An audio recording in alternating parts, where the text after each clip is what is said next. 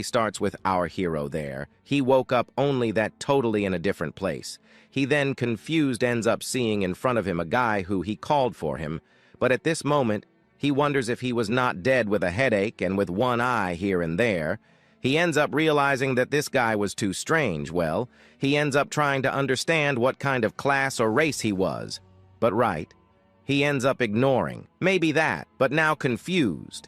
He thinks he traveled in time, because his real name, Lin Xingguan, and in the past he gives his girlfriend a gift, and that was for her.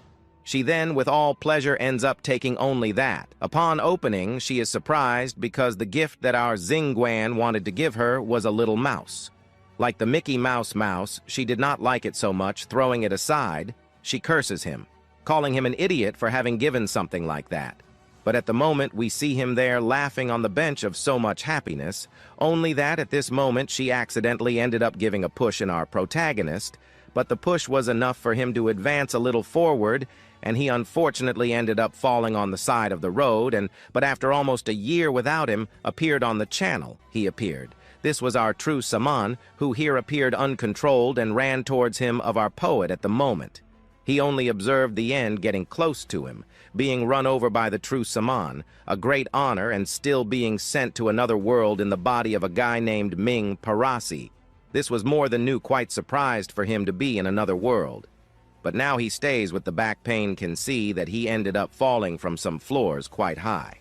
However, he ends up being interrupted by his friend beside him, asking him not to look at other things, since if he did not obey that guy in front there in a short time, he will be beaten to death. But according to the memory of this body that he ended up transmigrated, he ends up remembering that Zizai is a bastard who literally ended up with our MC thrown on the ground, only that different from the other loser body that he just reincarnated. He is different. Our protagonist suffered a lot there to conquer, to reach this cave, that this was the place where he maybe could be changing his life. But due to the encounter with that bastard, he does not have so many. He will not have so many chances like that. But now it will be different. He is in the body of this guy here now. Things may be changing, but at this moment they think that everything would be changing for him in front of him. Ended up appearing a beast, leaving the two. They're quite scared because already in front of him appeared a beast.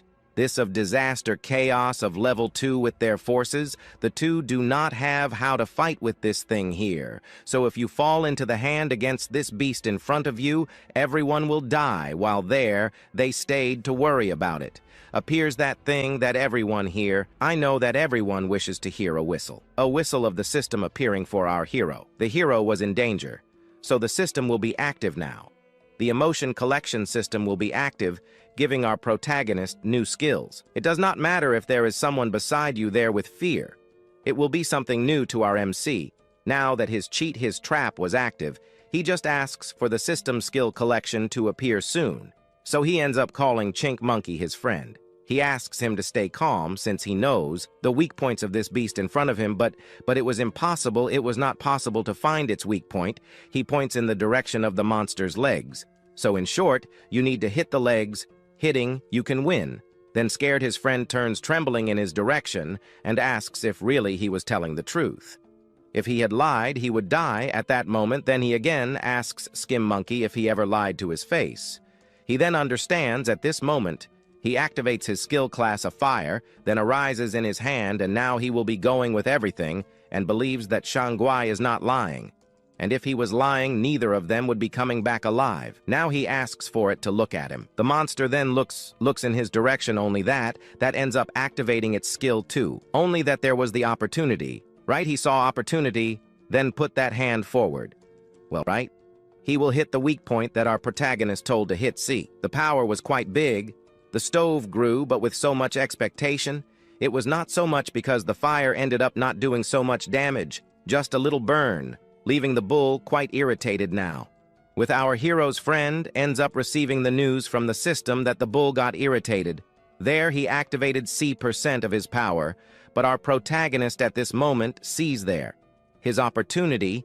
He sees there the system delivering to our protagonist the chance to level up that 50% to 70% more damage on the monster Shanghai. He asks to come here to help. Well, he just irritated the bull more.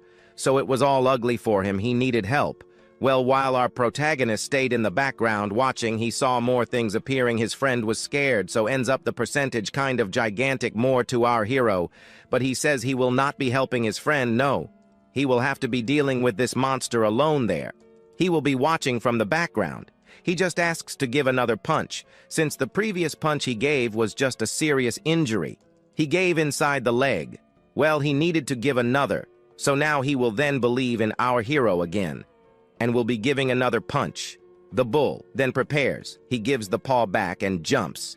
He again uses that skill of his, of high speed, but now he lowers. Now he will be using his other punch again, but now stronger again.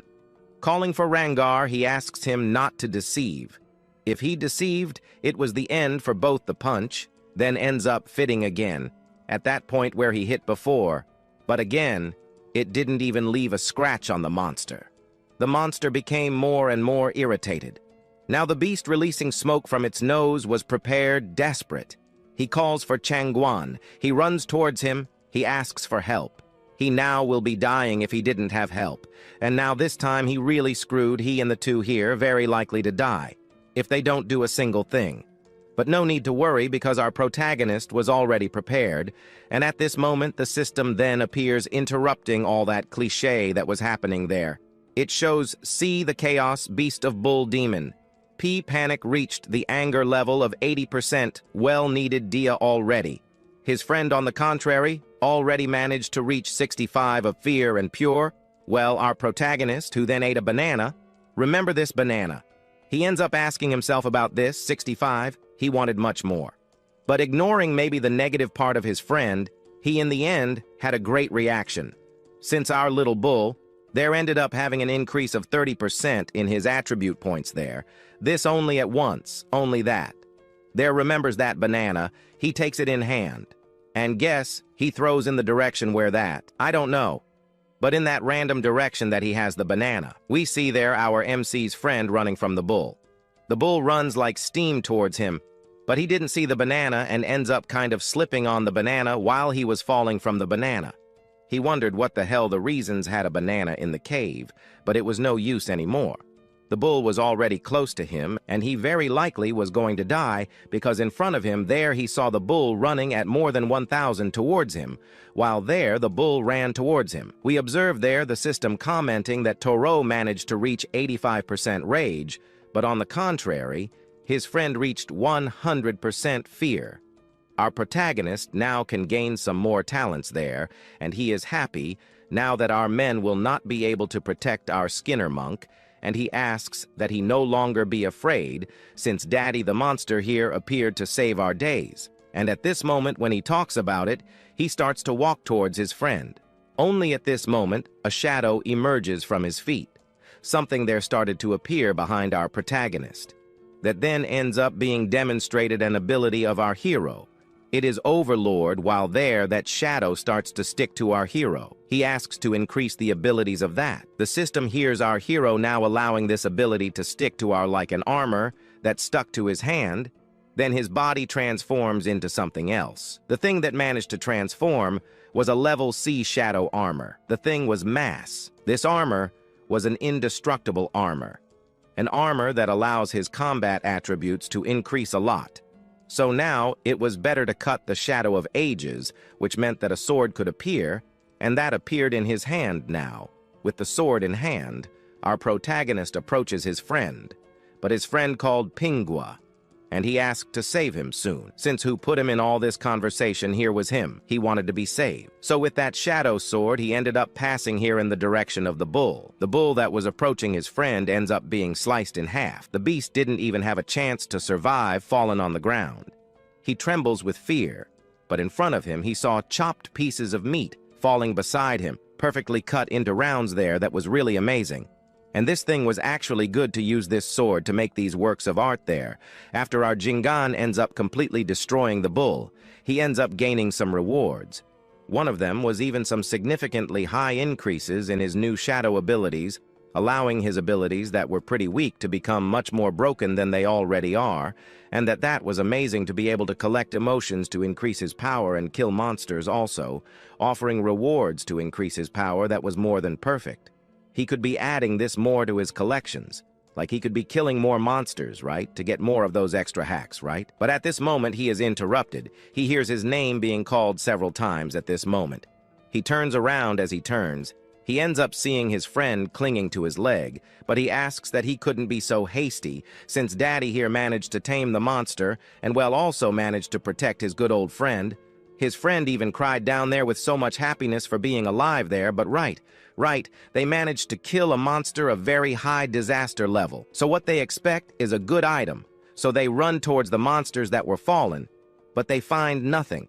Only his friend asks that Changguan looked in that direction. He then ends up grabbing a ball. Well, this ball came from the monsters that were fallen. He asks to look at it. Well, this ball there that he just picked up in his hand came from inside the monster's belly, and they also got pretty lucky for finding this ball. It's worth quite a high price, or maybe it would give quite high power to him if eaten. But at this moment, a slightly greenish glow appears in the other direction, catching the attention of our Danga, who then approaches. And here he realizes that this was the poison sac of the evil swamp demon bull, and maybe the Janza, that guy there who tormented his life a lot, that bastard will be loving. This thing will love it a lot. He grabs that in his hand, but when grabbing that in his hand, he ends up realizing that things get a little ugly. So he ends up grabbing that and holding it a little firmer in his hand. But also he wonders what would happen if he added this a little to that bull's ball, but his friend asks him to stop, since Zai, the bastard, will be killing them with pure punches, but our pra smiles. And he was them in pure beating, in punches. But our MC smiles, but he says he will not kill us. No, since this ball here is worth a type of gold price. Well, he wouldn't care about the smell or the bad smell of that thing. He would put everything in his mouth like that in the cave, there at the entrance. He ends up running. Reno, he approaches his boss calling for him. He ended up finding a bull ball, and maybe he would be happy if his boss took that for himself.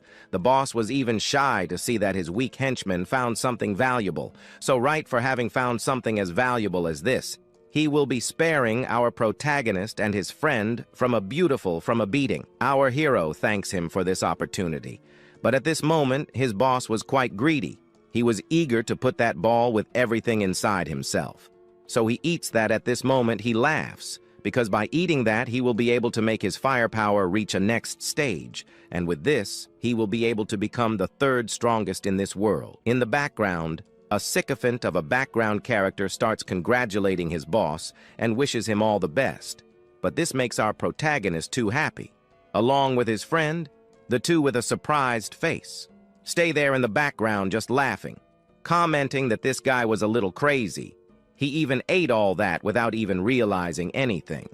Soon, then his friend realizes that the poison soon after will be taking effect. 1 hour or another will hit the effect on him. After those little events, the scene is already cut to another place in a city. We can observe a building, but in front of this building we see our hero, who ended up appearing to be entering inside his house, since according to the memories of this body, this is now his new house. But this world where he is living here is happening a phenomenon called Shadow of the Ash, and numerous monsters are invading this world. Well, the owners of this building here ended up having some powers too, and they decided to also go into the fight against the monsters to protect the civilians. But in the end, they ended up having not such a good end. They died. Only there the system ended up giving a new chance to our hero, the chance for him to restart. And with all this, he could be living well. But at this moment, he ends up receiving a call on his cell phone. He then, seeing that call, he picks up and answers. It was the chicken monkey who ends up calling him to warn that there in the nearby city, some very special class monsters appeared, and some top-tier guys appeared. Well, they came to deal with this monster, but at this moment he asks, why didn't you say this before? And he needed to meet with these top-tier guys who had very strong power. But he is also surprised with the thing DIT there too, that there were some people there who were specifically dedicated to situations where only they could be used for evacuations. Well, then his friend ends up answering that Zai was to be fighting against the monsters. But unfortunately, he was poisoned now. He's in the hospital. Okay, this was the part there. Our MCR, the same time, told him not to worry, because he was going to the place where he was. He just needed to wait there. So, he ends up running to the place where the disaster was happening. Our hero, who arrives there, already realizes that there were great opportunities for him to increase his power, but he is also surprised by the destruction that was happening. And here we are, cut to a hospital where we see a stretcher passing by quickly, then shown that it was that arrogant guy there, who saw that his power was worn out, so he quickly needed help. The doctors who were watching what was happening saw that they couldn't do anything more, but then it cuts again. Now we can see Januan approaching his friend. As soon as he gets close to his friend, he shows the creature that was appearing there. There were people trying to face this monster. Well, they managed for a few minutes, but soon they realized that it was one of the 5 sons of Iron Borneo, one of the leaders of the war regiment. Well, he was a very strong guy who intimidated the weak, stealing resources and everything possible from the weakest for himself. Now his friend is very worried about what he will be doing since their goal before was just to help them kill this monster. But then our protagonist realizes that if he helped, he would be foolish or even stupid. Seeing that help wasn't needed, the red guy asks him to help them and stop being a hindrance. Jingan was totally comfortable there, so he didn't need to help one of the Iron Masters. Well, he didn't need to because he was very strong. While there, he was talking about this. His friends asked where he got that chair from, but he asks them to stay there and watch a bit of the scene because what was coming would be too crazy. His friend then wonders where he got that popcorn while eating the popcorn. We observe that wolf running at another speed towards Iron Kill, but at that moment, even as the wolf was already approaching Iron Kill, we observe someone using a shield. The shield ends up paralyzing the wolf in the air. Then they thank the guy who used the shield, but in the background we see our protagonist clapping. He also found it incredible who used the shield because whoever used it did so at the right moment. So he turns to Skin Man and tells him to follow what was happening there since his speed and defense were very weak, and basically he had no chance, maybe not even being there fighting a monster like this. Even though they hate this young master, they will have to follow these tips a little bit because his defense reaction was very good. But ironically, after saying this, that guy there doesn't like his words. He calls for Xingguan, then asks what he was doing there, if he was making a joke at his expense, and wonders if he wanted die today, but on the contrary, our MC says no. He was just there giving some suggestions so that his skinny monkey could learn to defend himself like the young Master Ron, like this guy in front of him, but everything he did was for a good reason, to be irritating this guy. Well, the system comments there that he needed to make this guy irritate to a point of being able to reach 80% there of anger. Well, achieving this, he gains a new ability, but the guy was already close to life, and that already irritated him enough to finish off the monsters to finish. Then our MC, while they fall into the hands against the background monster, we observe our protagonist there who gets a little worried and should maybe talk to a superior that, well, a strong monster is here in the middle of the city making a mess. But this was not good. Maybe yes. Since our protagonist saw an opportunity arising there, the system appears showing something new that he can be gaining, so he gets up. He hands that bucket of popcorn to his friend and asks him to stay there watching. Since that Iron there is the guy who loves most to steal resources from others. But now this will no longer happen with Iron, since also our protagonist wants to participate in the games. He then activates an ability. His ability was a ghost shadow ability that runs towards some certain things. Well, certain things were the wolf that ends up kind of entering into the wolf that ends up kind of being caught by, that ends up having several cuts. Well, the little beast had no chance to fight against our hero. Then it falls hard on the ground, they're defeated. We observe something emerging from it, and that thing starts to float in the air. That ball then starts to fly towards our protagonist, seeing that approaching. Then he ends up sucking that into himself, but also for having killed an advanced level superior wolf. he ends up gaining some rewards, and also ends up gaining also there 1,000 energy. So he can be using to increase his strength and his powers there. But at this moment, then our protagonist, by sucking that ball, he ends up being able to reach the next rank. The rank of his skills rose a little higher at this moment. His friend calls out for Xingguan and asks if he really managed to reach the next level. If he managed, this was more than great, but at this moment, background extras appear. Xingguan stole what they most suffered there to be trying to kill and take a little life now for having stolen what he so desired. He will be putting an end to it until sad to our hero, since also he was the guy who was always basically stealing others' items and always stole others' advantages, but he never thought he would be humiliated by a mere boy like this of second category. But at this moment, he then points in his direction and asks one of his companions to finish off our MC. Receiving the orders, they then start to prepare. But at this moment, he ends up managing to reach 80% of the anger he needed. He managed this. He ends up gaining a new skill. What was enough? It is just accepting. But at this moment, his friend asks for Xingguano, since there were many there to run to a safer place. While there, he would be protecting his friend. He would be fending off the beasts, but our hero did not run. He then calls for Skin Monkey and asks for him to relax, since he was a good friend. And also because being a good friend, he asks for him not to worry anymore because he would not abandon his friend and run around. But he wonders why he would not run. These guys in front of him were ready to fight, and maybe Xingguan would not have a chance to fight against so many people. Then, so that this crazy war here would not continue, his friend's MC shouts for them there, the guys from the war group of Iron Meltings, not to fight against him, since he and his brother here fought there together with him in the battle.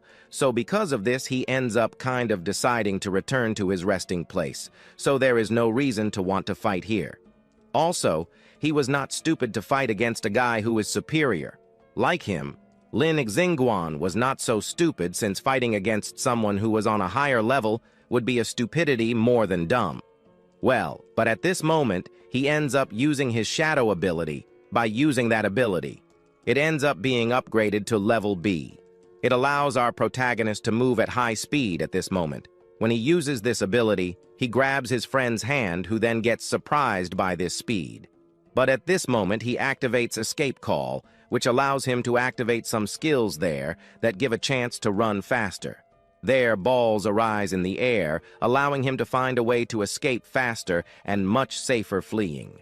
We see there, then the companions of those, his enemies, quite irritated, and saw that they could not capture that his opponent. The Iron Kill is already even transforming into a Super Saiyan. Of so irritated, he still will not be allowing Lin Xingguan to run completely 1 hour another. He will be capturing, and it will not be good when he captures him. But here the scene is cut to another place. He stops using that his escape ability, thus after stopping his friend is already worried about him, since he ended up kind of stealing one of Iron Kill's monsters, one of the guys who does not like to let something like this pass so freely cheaply. He was strong, so now it was dangerous to easily meet them there on a path, and here Iron K intends to kill him next time. But at this moment he realizes that he needed now as quickly as possible to get stronger, but he leaves it for later. Now he needed to focus on other things since he has some missions to do. So at this moment he enters inside a house. After entering, we observe there in the background some people commenting that Chan was quite stupid and allowed a beast there to escape, but at this moment our MC approaches his friend and comments what was happening and what happened to Chan for basically everyone. Speaking of him at this moment, he comments that there he has a specific executor class, and at this moment a rather strong monster appears, and they really needed an executor to fight against this monster, but the friend there did not want to fight with this monster, and because of this he got irritated, but he ends up throwing all the responsibility to our MC since he has the most useless class here, so he should be taking this opportunity to get some extra cash. But at this moment, our MC's friend seems to interrupt him, commenting that now Xingguan has already reached the level 2 of second rank. Now they needed to open their eyes to the power he has, but at this moment he wonders still that it was not level 2. Well, this was not so new to him, but there our protagonist heard that there was a rather powerful monster Well, he could be trying to kill this monster, but a certain person there would not be allowing our protagonist to fight against this monster, since he has just reached level 2, and well, likely he would die fighting this monster. At this moment, he ends up totally ignoring the extras, and so he then goes forward, but his friend calls for Xinguan and asks him to calm down, and wonders if he was really going there to fight and find this monster, since his new opponent was a rather powerful monster, and well, it was not healthy to play with that. But he interrupts his friend since he ends up opening a door, but opens that door, he ends up entering an office. Well, he doesn't take long to talk. No, he simply enters and asks to be given the main task, so that he could be doing of killing a superior demon. Well, he then hands over the task to our MC, like that without looking. He stays there drinking his tea, but stopping there a little, he realizes that who entered his office was our hero at this moment, that he was drinking that water tea there. He simply ends up spitting it all out. After this, he gets scared seeing our protagonist here and also wonders if he wasn't having a fever because he is taking a reward for such a powerful monster. Well, likely he was sick today, but now he asks for Chan there to calm down. He was fine, but there he was an executor, and as an executor has the task of killing monsters and protecting the city. However, Chan A ends up interrupting our Changguan, asking him to relax since he promised his parents that he would not let our protagonist fight any monster, so unfortunately he cannot be fighting this monster. But here he ends up putting some strong arguments on the table here. Chan then ends up approving our MC if by chance a strong monster appears. Their Xinguan could be running quickly because maybe there he would not have a chance to fight against such a strong opponent as the one he is choosing now, here.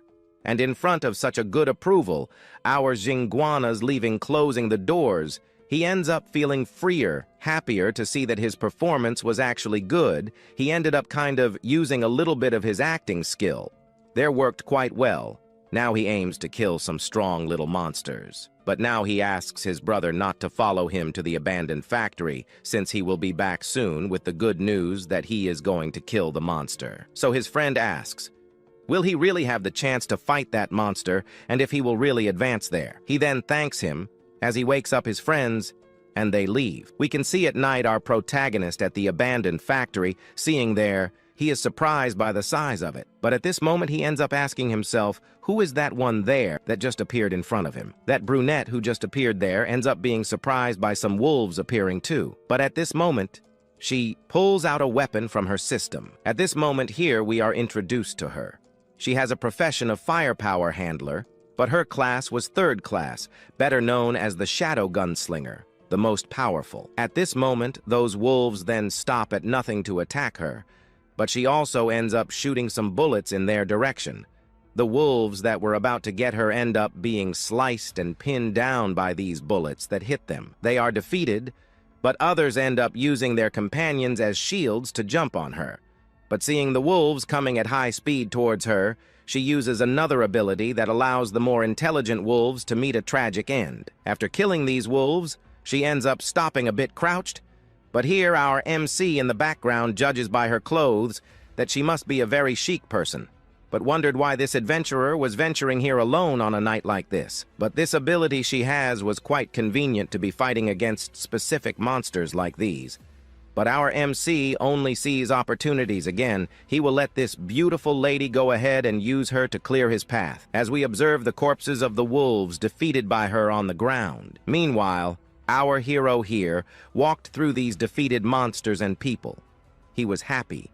It was so good to walk through a dangerous place without even having to fight monsters and nothing in front of him. It was like hitching a ride on the tail of a very powerful pro player. But at this moment, things seemed a little uglier as a higher-ranking monster appeared there, and it seems that the gray shadow phenomenon not only produces dangerous monsters, but also brings strange occurrences like these. That strong monster that appeared there then attacks the ground, hitting it completely, destroying half of it. But she used her weapon to defend herself. She is thrown back a little, but being thrown back, she uses her feet to defend herself. But now, seeing that the monster was strong, she ends up choosing to switch weapons. She then prefers to, using her main ability. This was a weapon modifier. Now the bullets were not common bullets. Those were pure fire. So with that new weapon in hand, she decided to shoot it towards the wolf. The wolf Seeing two balls of fire approaching him, simply decided to come closer, but he could easily defend himself from her attacks. At that moment, he wondered if this was all she had. But there, some fireballs ended up stopping in front of him. The superior gorilla was surprised and wondered what it was. But there was no time for an answer because immediately a gigantic explosion happened. Those were fire bombs that she threw in his direction. Maybe it was all over, and while she shone with those explosive abilities, our protagonist, in the background, just observed how cool it was. The explosion was basically art to himself, so he wondered if one of his abilities could perhaps create explosions like that. Well, maybe if it were possible, he would want to learn. But at that moment, they were interrupted. The Supreme Gorilla became somewhat irritated. His eyes began to shine a little differently. Our hero noticed that her attack was not so powerful since she couldn't kill the gorilla. But now the gorilla was quite irritated with that girl. At that moment, thinking that the situation was getting worse for her, we only observed that gorilla shooting laser rays from his eyes. Those laser rays quickly approached at high speed towards our purple-haired girl. She couldn't do anything and just saw that the gorilla's ray distorting time. At that moment, it would hit our purple-haired girl. But our hero appeared and saved the day, pulling her out of the situation. Now, in his arms, she wondered if this was the nasty guy who had been following her all this time. It was disgusting. So she basically asked our hero to let her go. But the MC interrupted her, saying that he had just saved her. Now she was going against what he was trying to do. But at that moment, she interrupted our hero, who wondered who asked for someone to save her since she had TR rank strength. And well, someone of his second-degree level shouldn't be meddling in such a fight since he was weak. But again, our protagonist interrupted and wondered who was taking advantage of her there, as she thought that the MC only wanted to take advantage of her. But at that moment, he explained that the gorilla had strength that could shatter her, a high rank. But she still said it didn't matter to apologize, because she could still handle that gorilla. She cleaned up and asked for that nasty guy to disappear once and for all. He understood, and since she asked for the MC to leave, he would do so.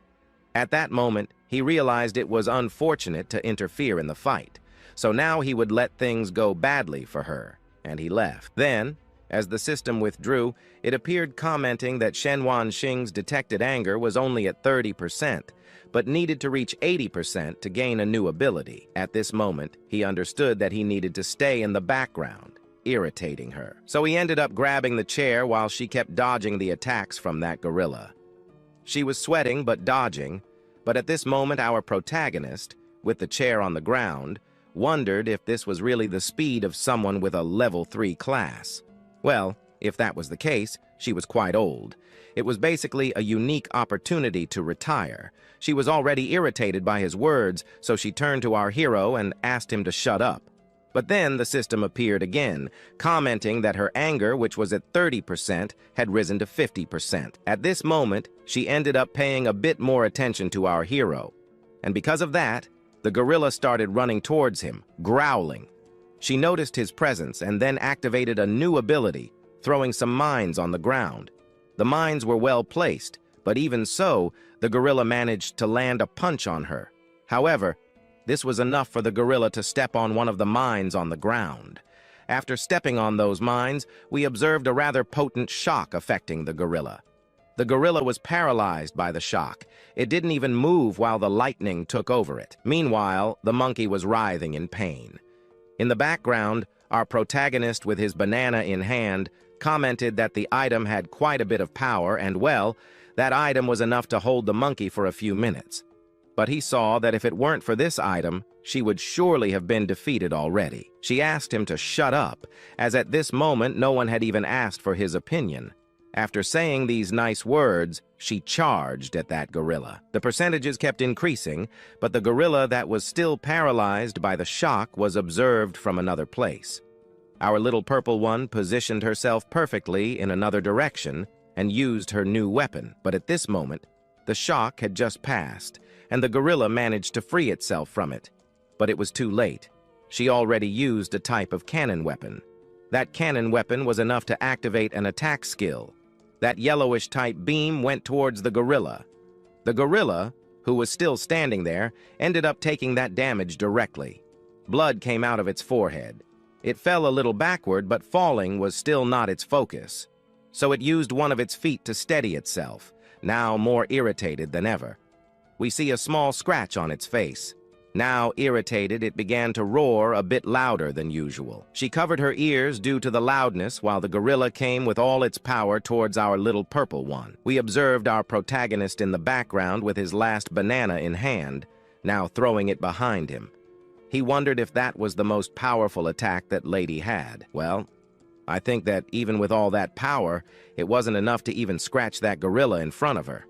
Still confident that she might be able to challenge the gorilla, she asked our hero to shut up, saying she would either tear his mouth off or finish off the gorilla. But then our protagonist received some rewards from the system since our little purple one managed to reach 80% anger. Because of that, he could now choose some abilities available to him, and since she had reached 80% anger, our protagonist had already gained some rewards. One of them was quite useless, but one caught his attention more. It was Shadow Explosion, which was the thing our protagonist wanted the most. Our MC even wondered if the system was listening to everything he was saying, but he ended up liking the system a lot. So he ended up selecting the class of Explosive Shadow. We then observed him returning to the real world, but when he returned to the real world, he ended up quite bored by this fight. If he continued to watch this fight, it was likely that our protagonist would fall asleep. So he interrupted, asking to let him handle the monsters now. She didn't understand how he wanted to deal with it, since he was of second degree or weaker. Well, how he wanted to go head-on with death, she wouldn't stop our hero from doing that. He just laughed at her face. He ends up refuting her, saying that apologies sometimes are not paid with money. Thus he advances in another direction, but in that direction was the gorilla that was lying on the ground. As soon as he approaches the gorilla, he bends down a little. Upon bending, he ends up picking up something quite important.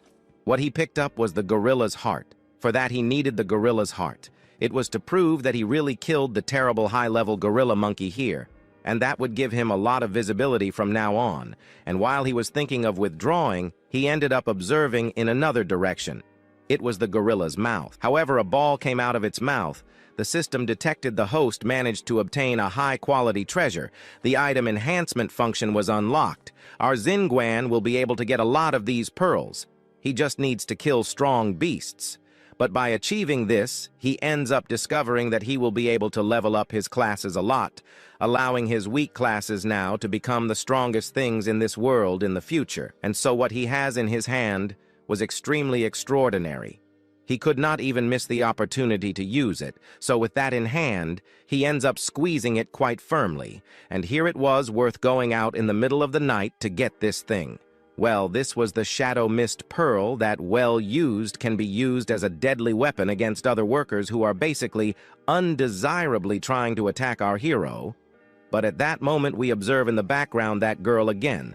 She approaches our hero, and again she apologizes. But our Xingguan has no intention of trying to talk to a person who is totally irrational, who only thinks about using money to her advantage. But in this way here again, she apologizes. She even asks Xingguan to tell her a way that she can really apologize to our boy. So Xingguan approaches her knowing now that there is a good reward about her. He ends up kind of approaching to do some things. She gets a little embarrassed, but minutes later, he ends up leaving, saying she didn't need to worry, since Lining Guan has many things he needed to do and no time to waste with her. So then he ends up leaving, saying he will not accept her apologies. But she throws high, she shoots high, 10 million. This number was enough to get his attention that in the north of the city appeared a kind of very powerful portal, and maybe with the help of our hero. Possibly he could be ending that portal already, and this is a prophecy fulfilled, the final treasure. That basically everyone dreams of having it, is revealed what is there basically, at the end of the world, the divine power to completely eradicate the qualities, the monsters that appear in the world. And now she approaches him. Here starts to comment that she offers our hero 10 million to at least help and join her team to eradicate this kind of place to end this portal. In return, she will be sharing with our boy also. Furthermore, some treasures quite interesting that maybe he can hit a little bit of interest, but not. He ends up apologizing. He has basically a lot of money and dinero, maybe not by our big boy, And again, he gives a good goodbye, and thus he leaves. He even doesn't believe in the intelligence of that old woman. But at this moment, he ends up thinking that Shingon was quite intelligent. He thought a lot. Furthermore, without Xinguan, they couldn't be fighting against that gorilla there, and very likely that she would die alone, and fighting against that strong gorilla there, while he kept thinking Cud is intelligent, that he is in the city we observe in the general school, the Rhine of our MC's face.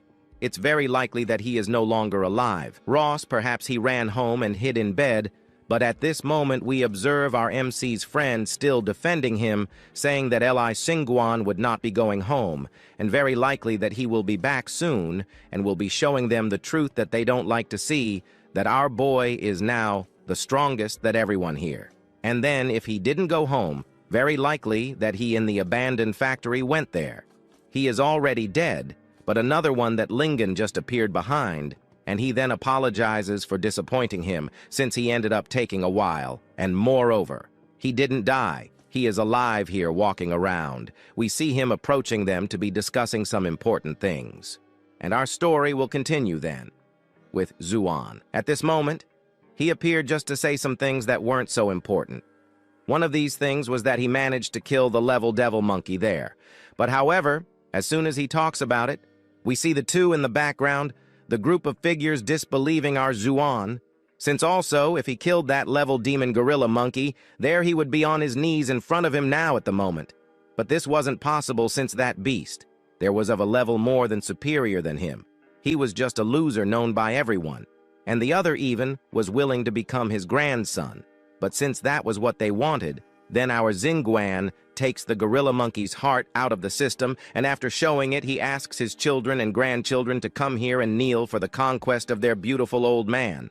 Here he was tired, could kill the little beast. He wanted a good reception from his children, but even seeing the demonic monkey's heart there, they don't believe. And it was no chance that our hero managed to get that. But the moment they were going to start making other weird promises, we then observe the background door being opened soon after the school director appears. But the director is happy for Xuan coming back alive. But Xuan shows the heart to the director, comments that he was killed, possibly by our hero. Then he ends up handing this heart to the director. The director then takes that heart and comments that Xuan really killed the demonic monkey, since really this heart was similar to what he has seen a lot out there. But now, he looks ahead and sees 3 ashamed ones, and he wonders what happened. They were the strongest, but now Xuan, who had the weakest power, managed to overcome them. 3 then, understanding already that Xuan was the greatest superior of everyone, he will be rewarding now, Xinguan of demon level there. Now he is giving Xuan a new title. Now our Xuan will be recognized as junior executor. Moreover, for having achieved this title, he will be giving our Xuan a new sword. This weapon here was one of the most unique weapons there is. It was a premium weapon that basically has only the unique model of this sword in the school. At this moment, the background figures open their mouths and ask, "And mine, where is it?" Since this sword is also the sword that everyone wishes to get. Since Li Xinguan suffered a lot to fight against his enemies there, but he fought with all honor, now he kneels with that sword in front of the director, commenting that from now on he will be giving his best. The system then ends up detecting this sword as the unique sword and the strongest in the world, but combining now the thing that our protagonist has with the system, and together with this weapon, he now has become the most powerful guy there is. Now, for not having disappointed his director, he ended up giving him this unique sword and also ended up giving the future almost in the hands of our hero. Xuan will now have to carry the weight of destroying the monsters alone, almost certainly. Now everyone ends up kind of being dismissed. However, Xuan will need to be entering his office a little later when he finishes some things. As soon as everyone was dismissed, Xinguan stands still. He still hasn't received the blessings of his children and grandchildren, and moreover, the other one hasn't kneeled to receive him as the conqueror for having killed the demon-level monkey there. They then move forward saying that it was a joke and it wasn't to take it personally. So they end up moving on and saying they would never do that again. But our MC asks them to stop since he wasn't joking. He wanted his grandchildren to give the beautiful conquest he wanted. But well, right? If by any chance they want to move forward, they will have to taste the blade of Xingguan. But knowing that it wasn't a good idea to do this, they end up apologizing and giving the blessing to the grandpa. Giving the blessing to the grandpa, they end up then each going their own way. And our hero was now in a good mood, so he would then follow his path. But his friend calls for Changguan and asks him to look back. Looking back, he realizes it was Xin, the one that Xingguan put a little extra poison for him to take there.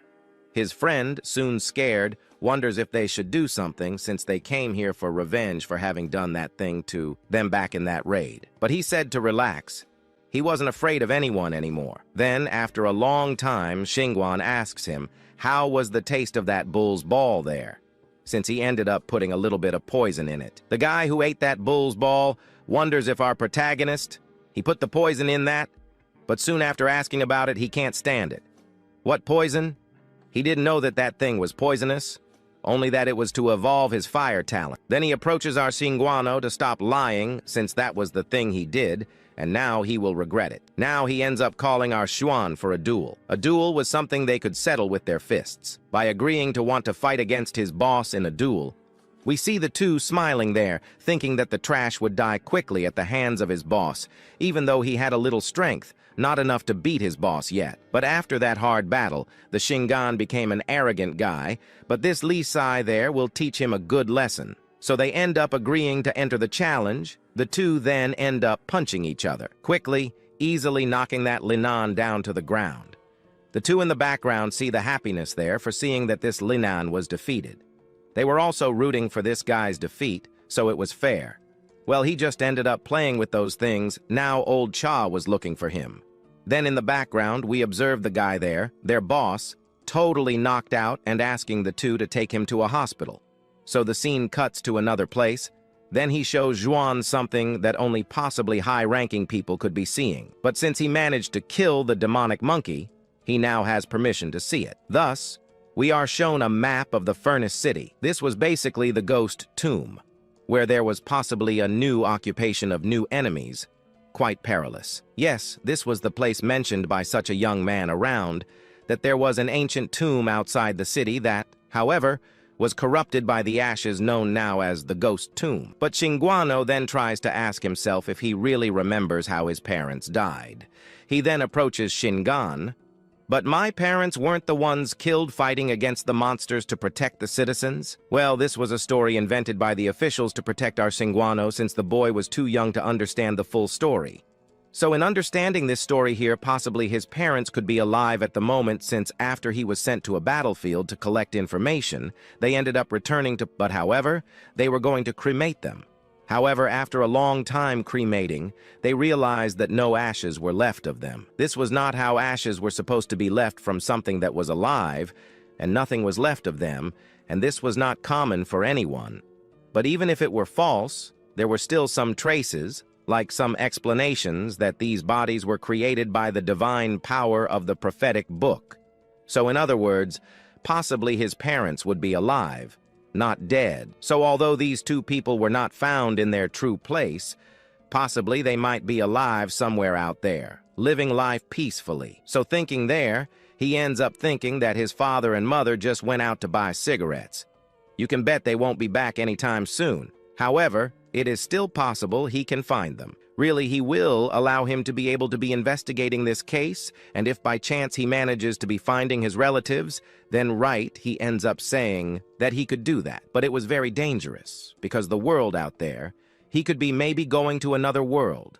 So like this, he asks for him to stay, living a life here. Good, since here, Uncle Shine will be taking care of him, as if he were a son, and will not be allowing anyone to dare to mess with him. But at this moment, he interrupts Shai, saying that he didn't want to. No.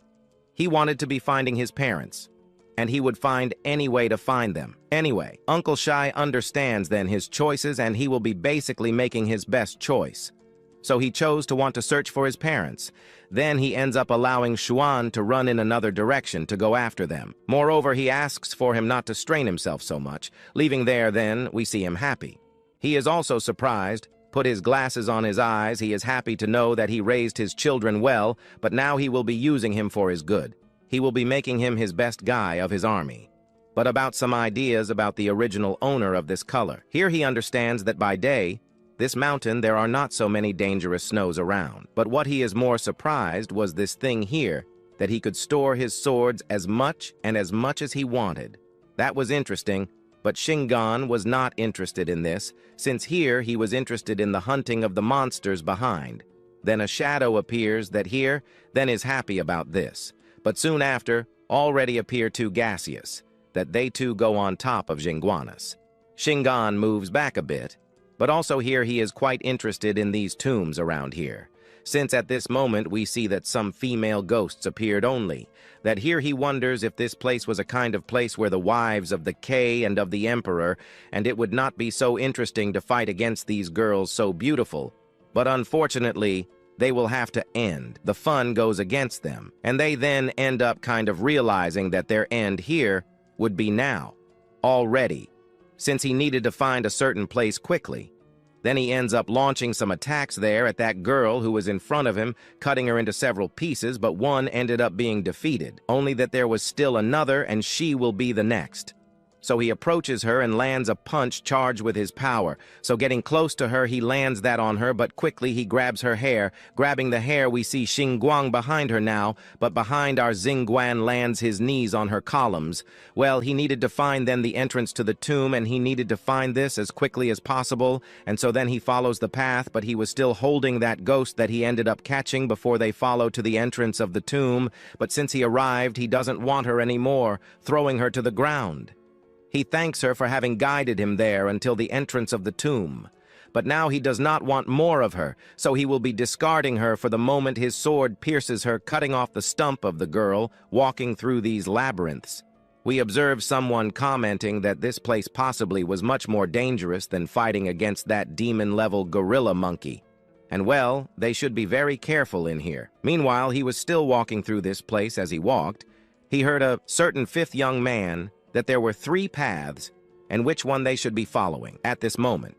Yuen realizes that there was more than one person here, so he approaches that voice. Approaching, he encounters those figures from before.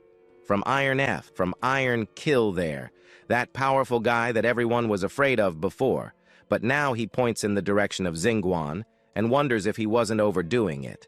But he asks everyone not to be so hasty, since he just wanted to talk. But at this moment, he did not want he along with the other groups that were there. Approaches. Li Xingguan, at this moment, it was meant to be his end. He has no time to talk to anyone.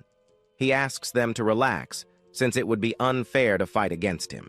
So he asks for some of the 2 to step back and just one to fight him, since he was just a mere level 2 guy, the weakest in the whole world.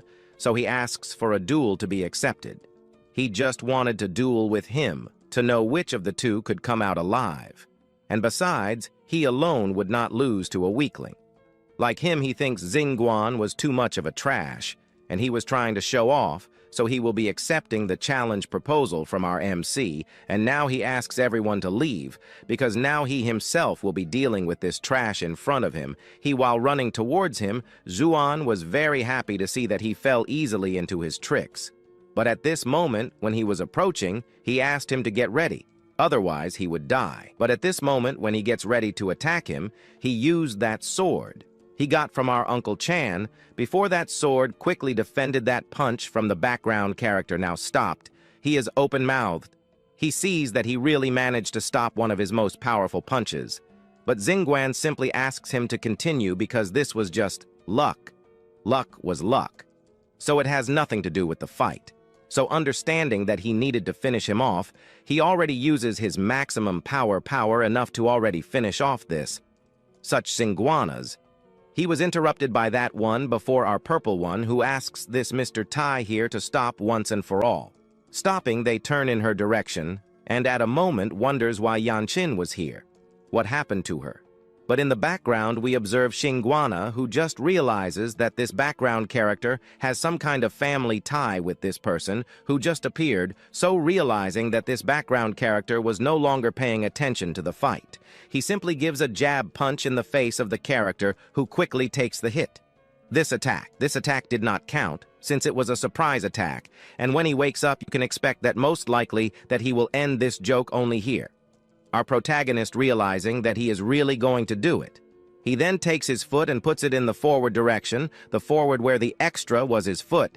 He manages to sink this guy with all his strength into the wall, but this was still not enough to knock down this iron kill around here yet. So he puts a little more strength into that kick of his, throwing him against the wall. The rash wall, while the Yanin who just appeared here gets surprised to see that the iron kill was easily knocked down by a mere person. Not by a mere person, but by the one who defeated that demonic gorilla.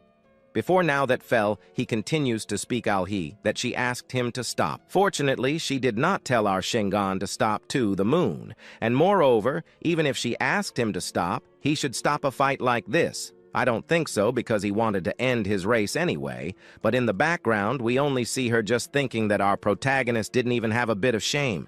He attacks without even thinking twice, but still he doesn't continue the fight. The fight between the two is not over yet. He kicked his opponent lying on the floor. Still, he asked that this train there wake up soon, since the fight is not over yet, but the guy didn't even get up anymore.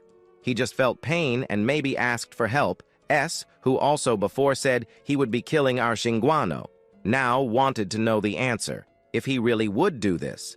And well, if he is really going to do this, it was just only come, he was there dry waiting for him. But as soon as he talks about this, the system appears saying there that his fear was appearing. But however, it was only just 15%. But for him to be able to improve his skills in his system, he will need to reach 80% of fear achieving this. He will be able to make our protagonist any kind of skills. But in the background, we only see some people there scared with the things, well, the things that they were afraid of, beasts in the fight there then to run. But the system appears for our hero realizes that one of the members of the figures group managed to reach the level of 30% fear, but it was necessary to reach 80%. So then they turn towards the figures group. But he sees them running and asks them to stay there since they were his way of upgrading equipment. However, there while fleeing, the other appears wondering if that such ghost beast there really woke up, if he woke up in Baker mode. But at this moment he hears that it was extremely dangerous. But dangerous, it was his opportunity to gain power at this moment. That figure wonders there what he would be doing. Chingan was gaining his leg. He begged for mercy. And at this moment again, the system appears commenting that this Chan ended up increasing his fear level, now 50%. The other then wonders what was being done with him while he follows the path. He hears this, he stops then. And here he comments that he will be throwing him so that the ghost can devour the little beast with a smile. We can only observe the despair of this guy. There he kept begging for forgiveness so that he wouldn't do that. While he kept begging, the system ends up increasing.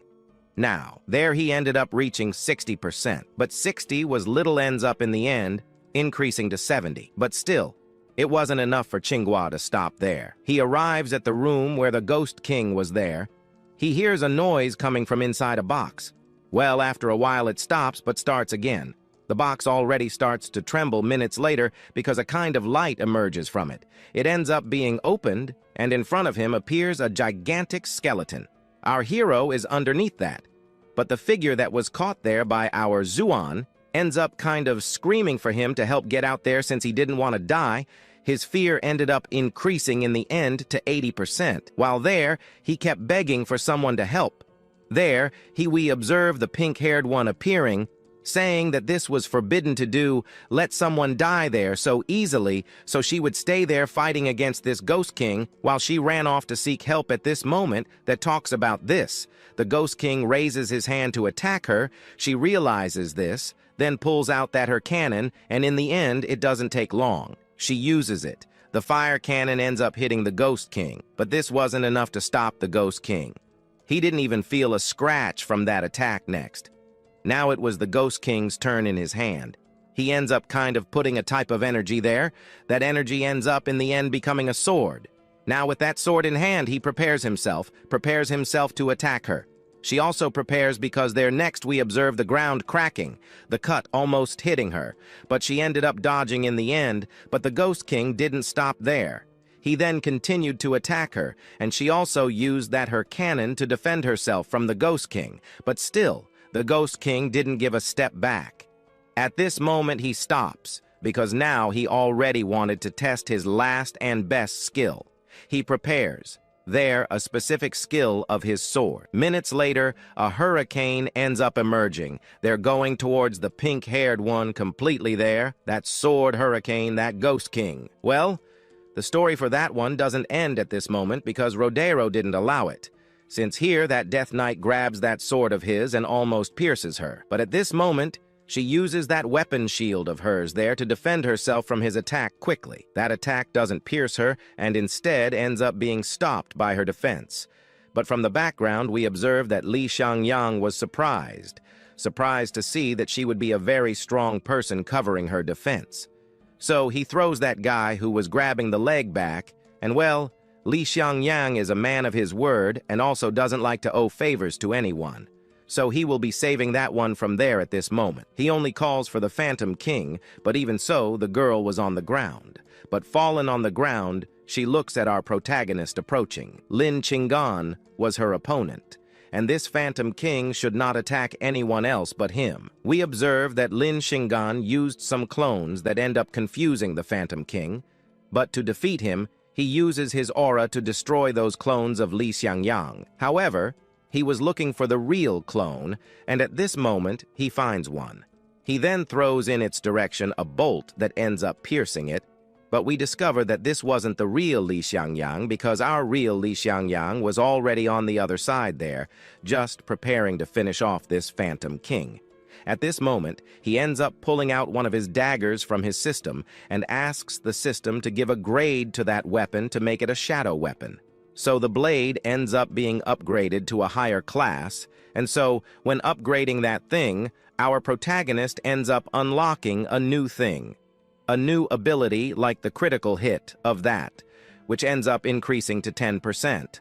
And also, the thing ends up increasing, giving him a chance that if an attack hits his opponent, it also increases out of nowhere by 50%. Not critical hit. This was incredible. A passive that permanently increased critical damage by 10%, and also the first chance of death increased by 50%. And a critical damage was already more than a surprise. He raises that dagger and says that this was the perfect weapon now. Lining Guan starts running. He runs towards the monster, but to get closer to the boss, he ends up using the splash ability, which allows him to run faster.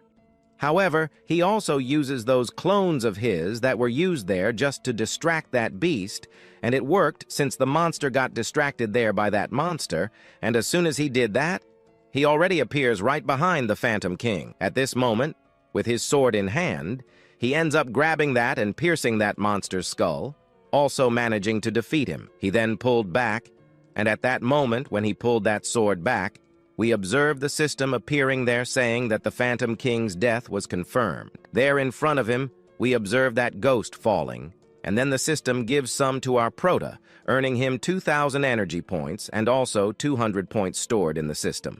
And from the background, we then observe that girl. She finds him so strong with just one strike, he killed that Phantom King. Being that to kill a Phantom King with just one strike, it was necessary to have a very powerful strength, a strength that no one in the world had yet.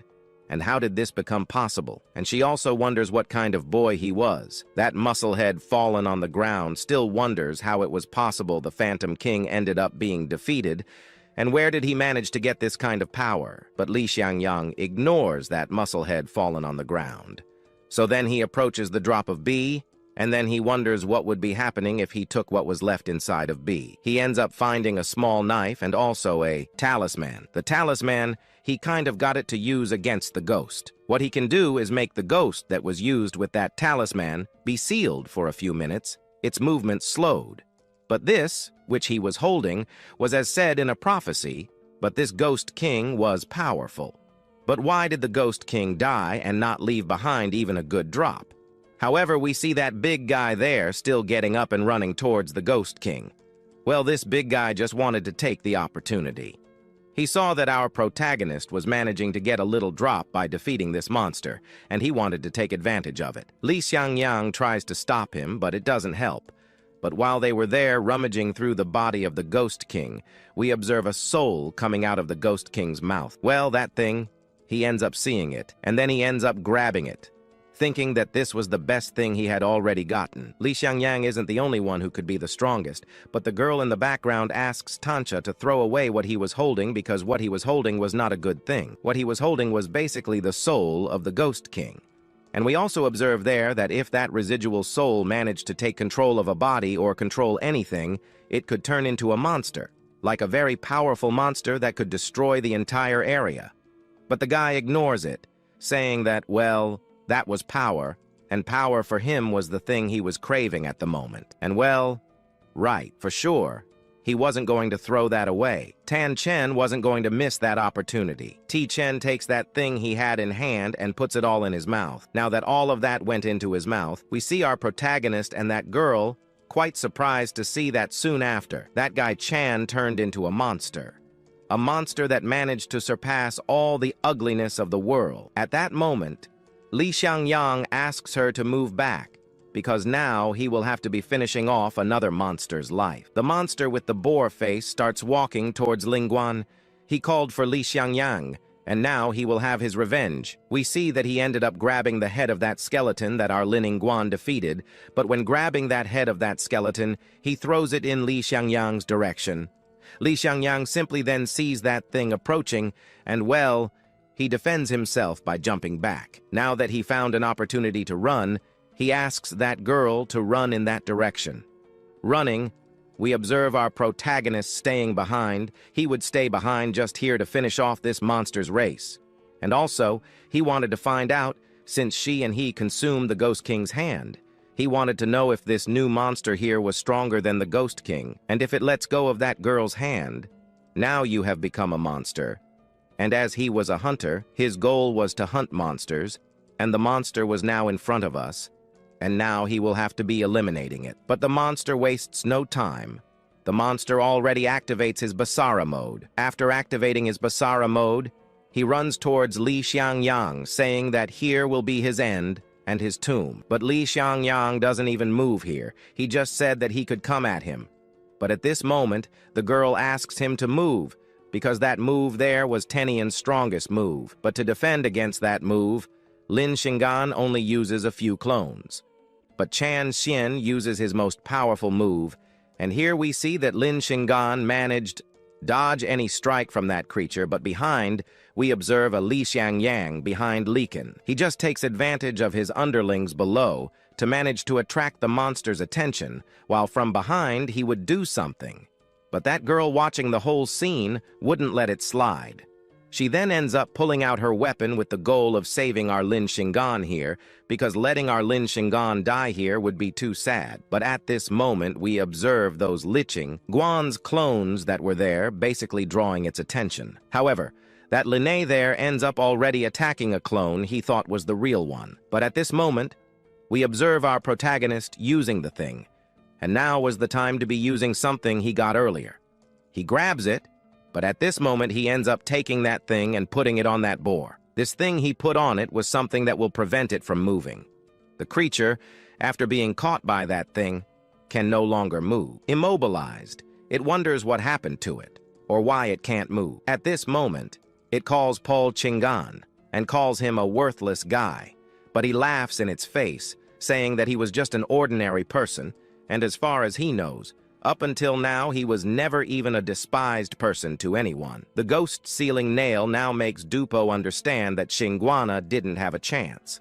The ghost sealing nail was ideal for containing low-level calamity monsters, and using it ends up kind of sealing its movements. So since he managed to find this thing, he will be using this sealing nail here on this guy. Consider it as an honor because now Chair realizes that his death was near. He asks Li Xiangyang not to kill him, that he would be starting over from scratch.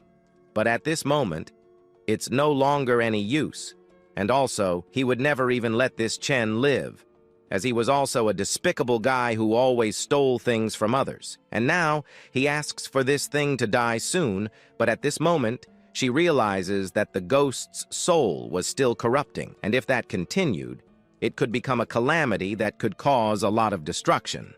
so she asks to quickly finish off the monster. We observe that Tinen ended up with a pretty happy or even sad ending because at this moment, he ended up losing the coconut from his head. The thing flies to another place, but after defeating El Tin Chen, we observe that the whole place where they were started to collapse, things were falling. At this moment, she ends up grabbing the hand of our protagonist. So, the Ghost King died since this cave where they might be, collapsing on top of them, but Lin Xinga wasn't caring about fleeing. He was caring about her since she was holding his hand. He wonders what kind of relationship or interest she has with him, or if she recognizes him from somewhere. So, at this moment, he ends up imagining some things, like if she there thought he was handsome or thought he was strong. At this moment, he realizes her hand was also soft, but he stops because he realizes Lingua doesn't have time for romance or anything like that. But then, at this moment, he ends up looking in another direction and realizes it was still worth trying some things with her. But then, while he was thinking about these things, he ends up leaving. Now that he left, we observe him calling out to her. So, she realizes the whole story, and at this moment, she says that she only saved our protagonist out of pure impulse and that nothing else would come of it. But at this moment, we observe that after killing the boss, he would only win a ceiling nail. Now he wanted to know who spread this crazy strike there. At this moment, we observe that she saw that everything happened the way it was supposed to happen and everyone got out alive. Besides, she asks Li Xiangyang to run. At this moment, she ends up grabbing his hand. Here she explains that he killed Chen Chen, but Chinin's father is a leader of a war group known as Chingu, the guy who gets everything he wants.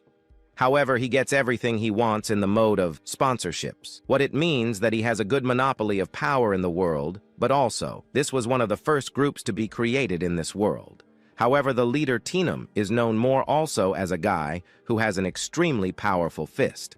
And besides that, he is a very talented guy. So with the alliance of Igum, they basically managed numerous victories against monsters, and because of that, they are quite arrogant among weaker people. Moreover, Monter Ri, the Nunk group, has basically submitted to the leadership of a certain guy at this moment, but also they basically fight among themselves. Well, they fight just to get just one single thing. This was to see who would be able to eliminate the gray nerve first, and furthermore, they are experts. Sometimes one of them ends up sabotaging each other, but how does she know all of this? And clearly she wasn't someone from the city, or maybe the son or daughter of someone so powerful there in the world. She hasn't fully introduced herself yet as Shena Sashin. As soon as he hears this name, he stops, and at this moment he ends up discovering that she was the daughter of the alliance of a survivor from the south, and also what it means that she was basically a princess. So she quickly interrupts our protagonist and says for him not to tell anyone else since she secretly escaped from there, but he moves a little away and comments to himself so that he wouldn't keep in contact with this person. Because if by chance the leader of the South discovered that she was walking along with our protagonist, things for him would be getting pretty bad soon. Then we observe Li Xiangyang leaving, commenting that he will be leaving, and also won't tell anyone. But she called for Lin Xuan and wonders if he will be leaving just like that in the circus. And she also had some methods to deal with that annoying family. But Linga said he was fine.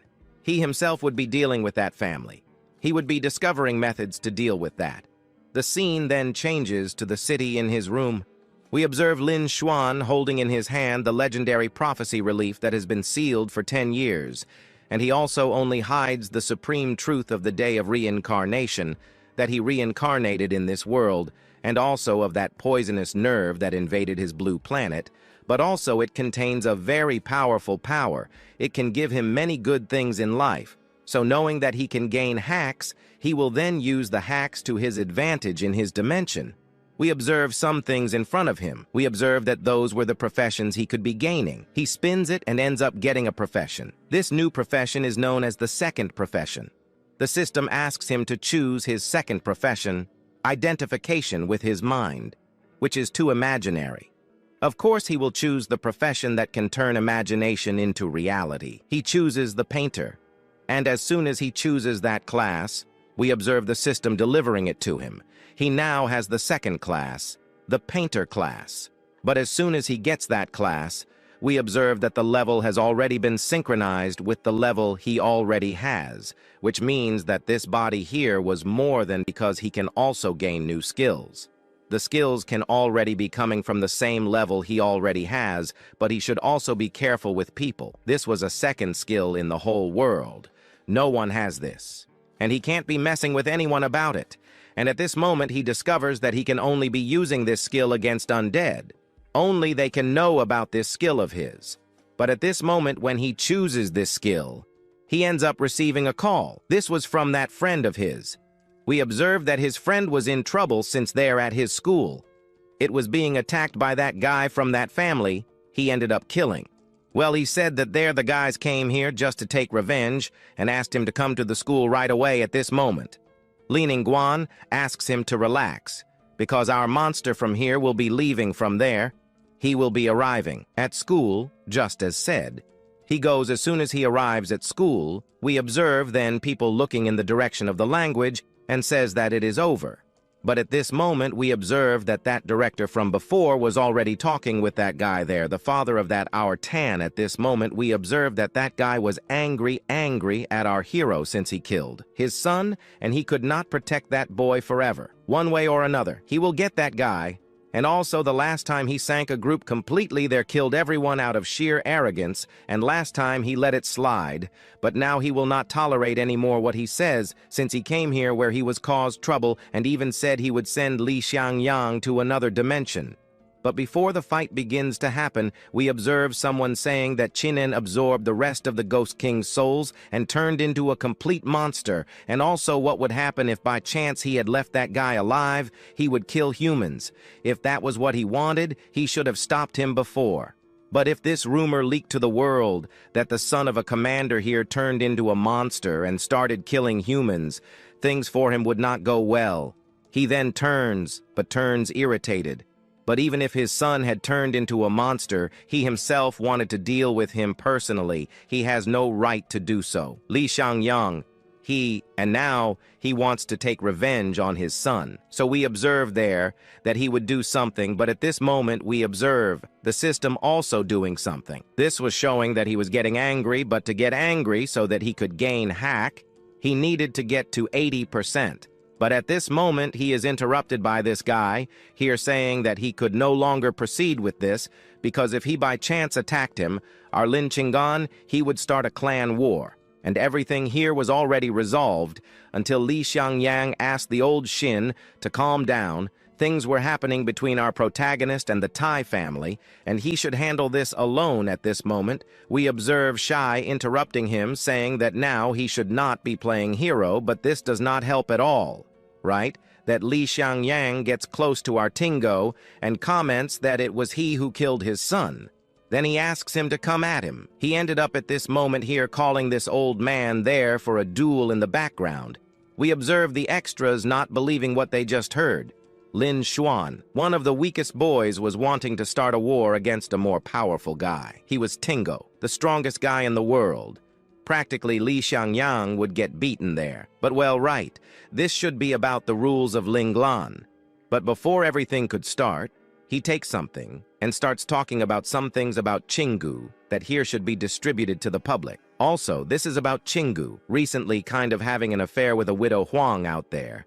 It's what the other doesn't believe. The captain had an affair with the widow Huang. Actually, it wasn't impossible because he has a wife, and they both live a couple, basically a perfect couple. Here they couple model is the thing that Li Xiangyang wanted to happened. He wanted to irritate the old man, and he managed it.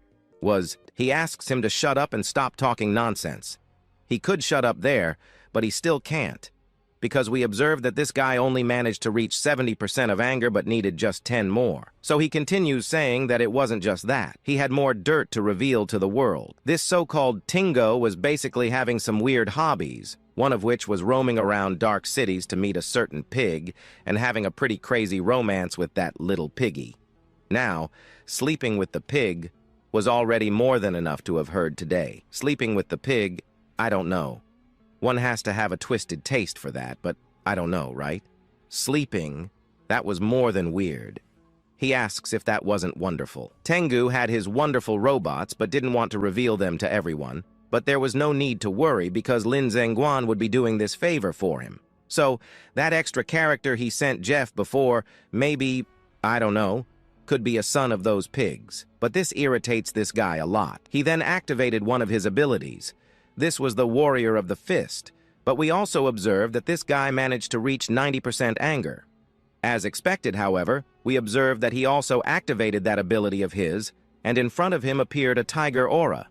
With that ability active, he goes for Lingan, but the attack ends up missing. But at this moment, we observe that the ground was cracked. The figures are left open-mouthed at the force of it, but the brute turns towards our Lin Zhenguan. It's not over. At this moment, he uses something to give himself a boost to attack our hero, and again he dodges. So, remember that 90% anger he just achieved in this brute? He ends up gaining some points, and with the points gained, he put it all into that shadow clone of his, upgrading it to rank C. But for him, that was pathetic. He releases an aura in his direction that destroys his clones. Well, he should be careful. This guy is the strongest he has encountered so far, but he is Lin Ban, a guy who doesn't play by the rules. He plays outside the rules, dirty, everything in his favor to win by any means. At this moment, we observe two clones going after that Tingo. However, behind the scenes, we see our Lin Zhenguan using that talisman he got earlier. With that talisman, he places it on the forehead of our Tingo. As soon as he placed it, he celebrates. He ends up sort of asking the ghost clone to withdraw now that he is facing his enemy. He shouts at Tingo to find his real body. If he finds it, he will be putting his surname in his name. Our story from here then continues with that guy still hypnotized by that thing. Our hero put on him just because he put something on his face doesn't mean anything. He will still be killing him. He activates the maximum power he still has, and with that, he lowers his hand to the ground, cracking the floor. But in the background, we only see a few extras commenting that he was making a total mistake. But Shangan was literally touching almost everyone with those violent hands, and like the leader he was of a totally strong squadron, he was acting like an idiot. But then, right, they wouldn't just watch the fight for long. He yells at the leader that he was deceived by our Li Xiangyang, and he wasn't really there because what he was seeing was some kind of hallucination spell, and he had been hit by a spell of that kind. But right, another day in the background so that he wouldn't interrupt the fight. The fight was one against the other. If it were a fight with several other people, they could have been getting involved. And besides, he doesn't need help from mere extras because he is one of the strongest guys in the fourth echelon. And in the end, he also couldn't defeat a university student hero while he was punching the air. In the background, other people reappear, a mother and a little boy. The little boy points in the direction of that crazy guy and wonders what kind of game he was playing. People, hearing this, start laughing, finding it completely funny. After that, for a good while, that director calls for our Shingan and asks him to come there along with his friend to the principal's office while he keeps shouting that he will get our protagonist. But then, the scene cuts to the principal's office. After arriving there, he ends up saying that recently this poisonous fog appeared in a certain area where strong monsters showed up. So he decided to send the two of them there to go inside that fortress to try to deal with the monsters, as they were the strongest for the moment. He even thinks it would be a good idea to leave the two of them in there. At that moment, Li Xiangyang doesn't disagree. For him, it's a good thing because he could be strengthening his power since he doesn't plan on staying in this city for much longer. He has to venture out, and he will also be able to grow stronger in these adventures.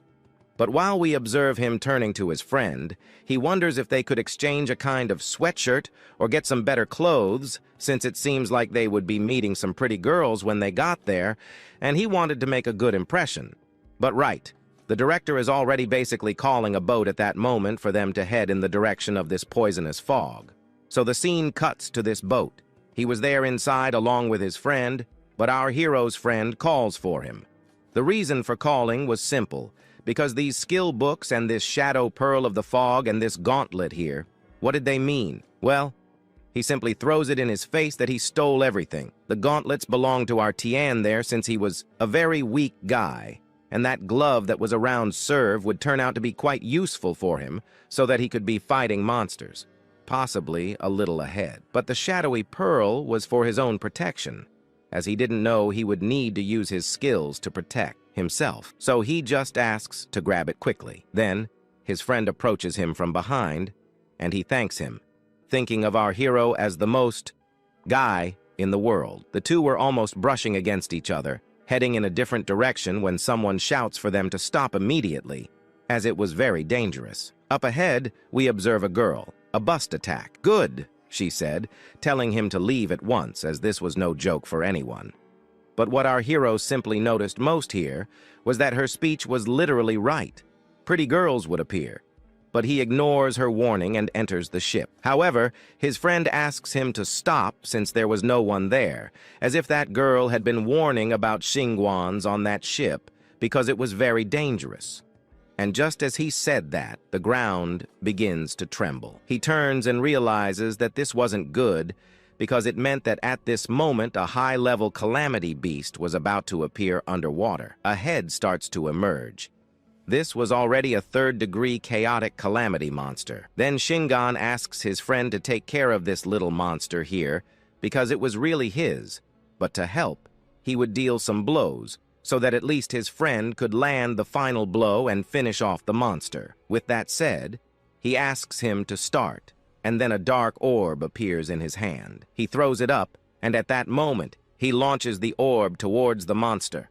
A single blow was basically enough to pierce the creature. The monster couldn't even withstand his one attack. Now it was his friend's turn. This was his chance.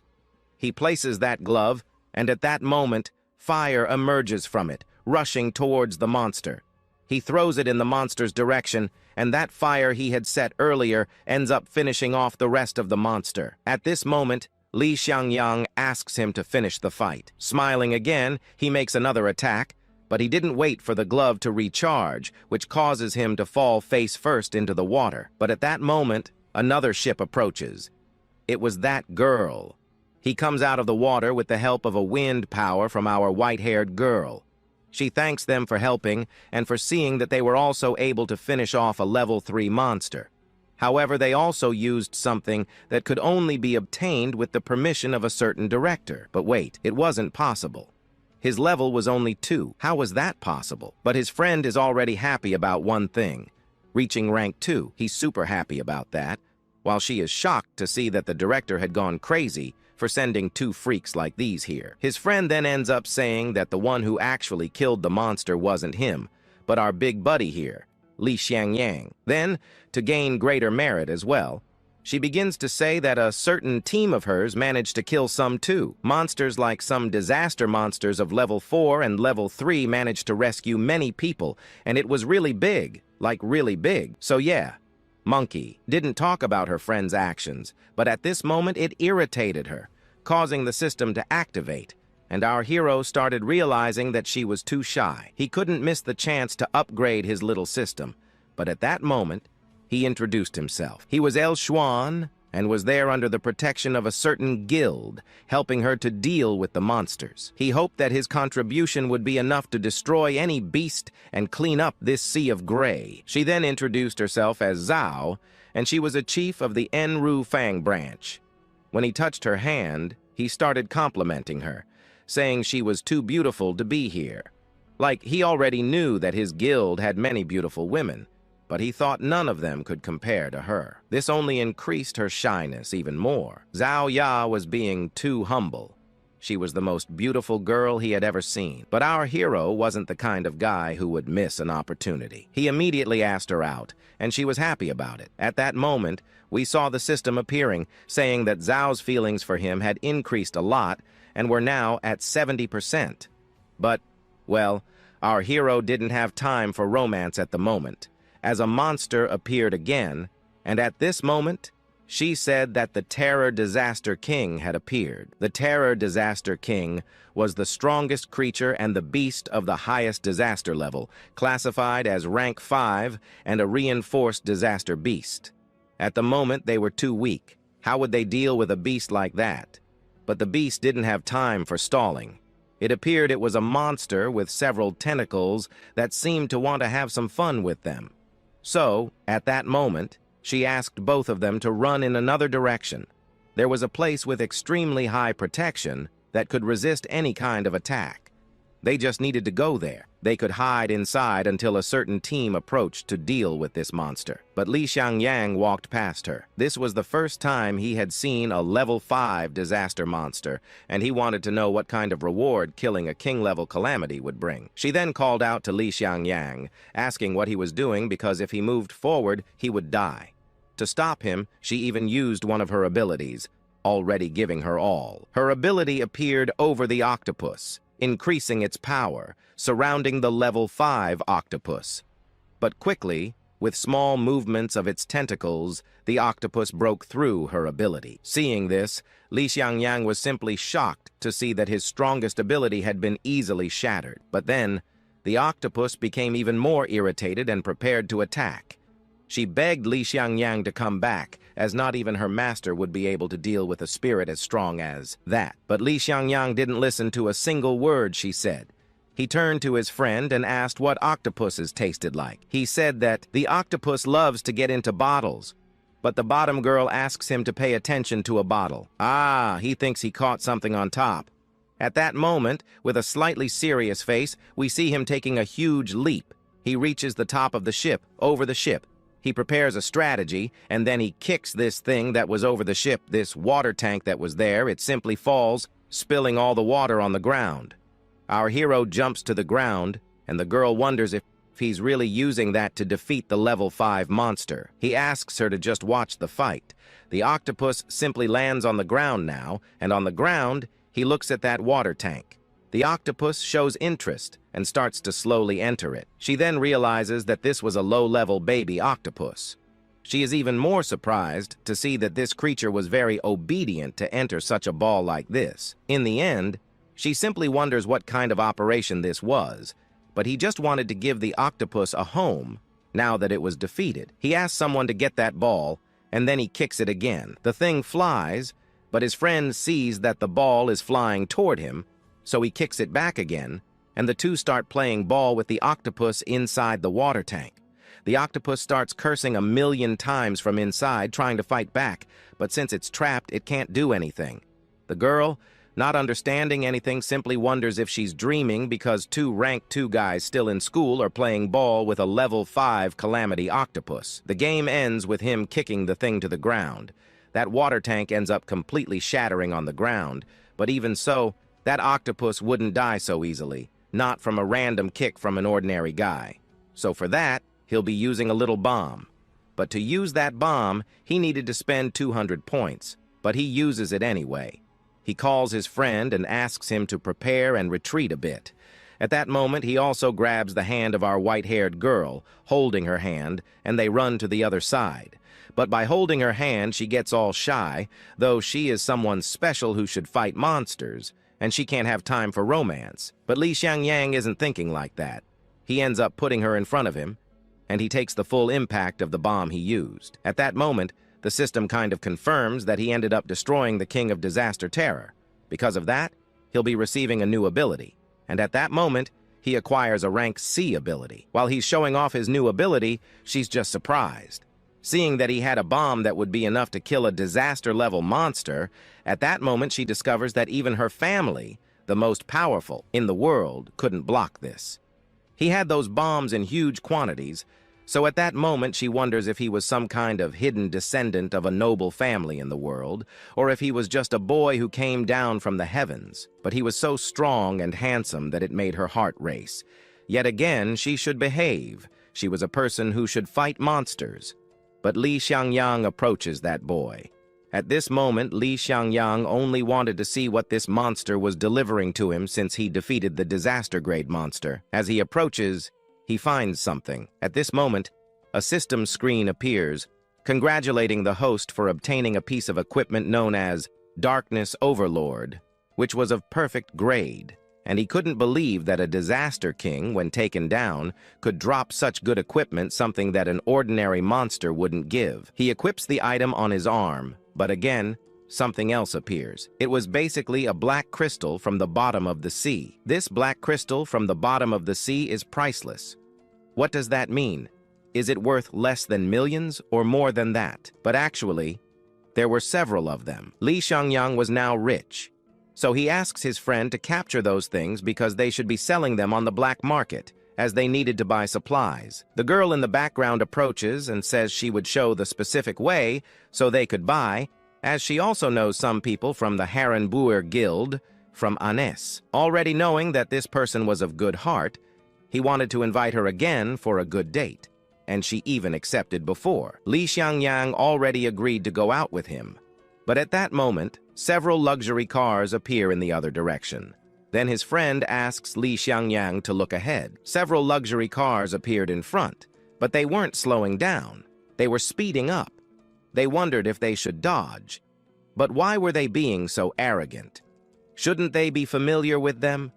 At this moment, he starts running towards the cars at a speed faster than the cars, getting a little closer to the vehicles. He activates the ability of the Sober Hand, where mysterious shadows emerge and go towards those luxury cars. One of the cars is quickly stopped by Li Xiangyang's hand. Others behind also stop.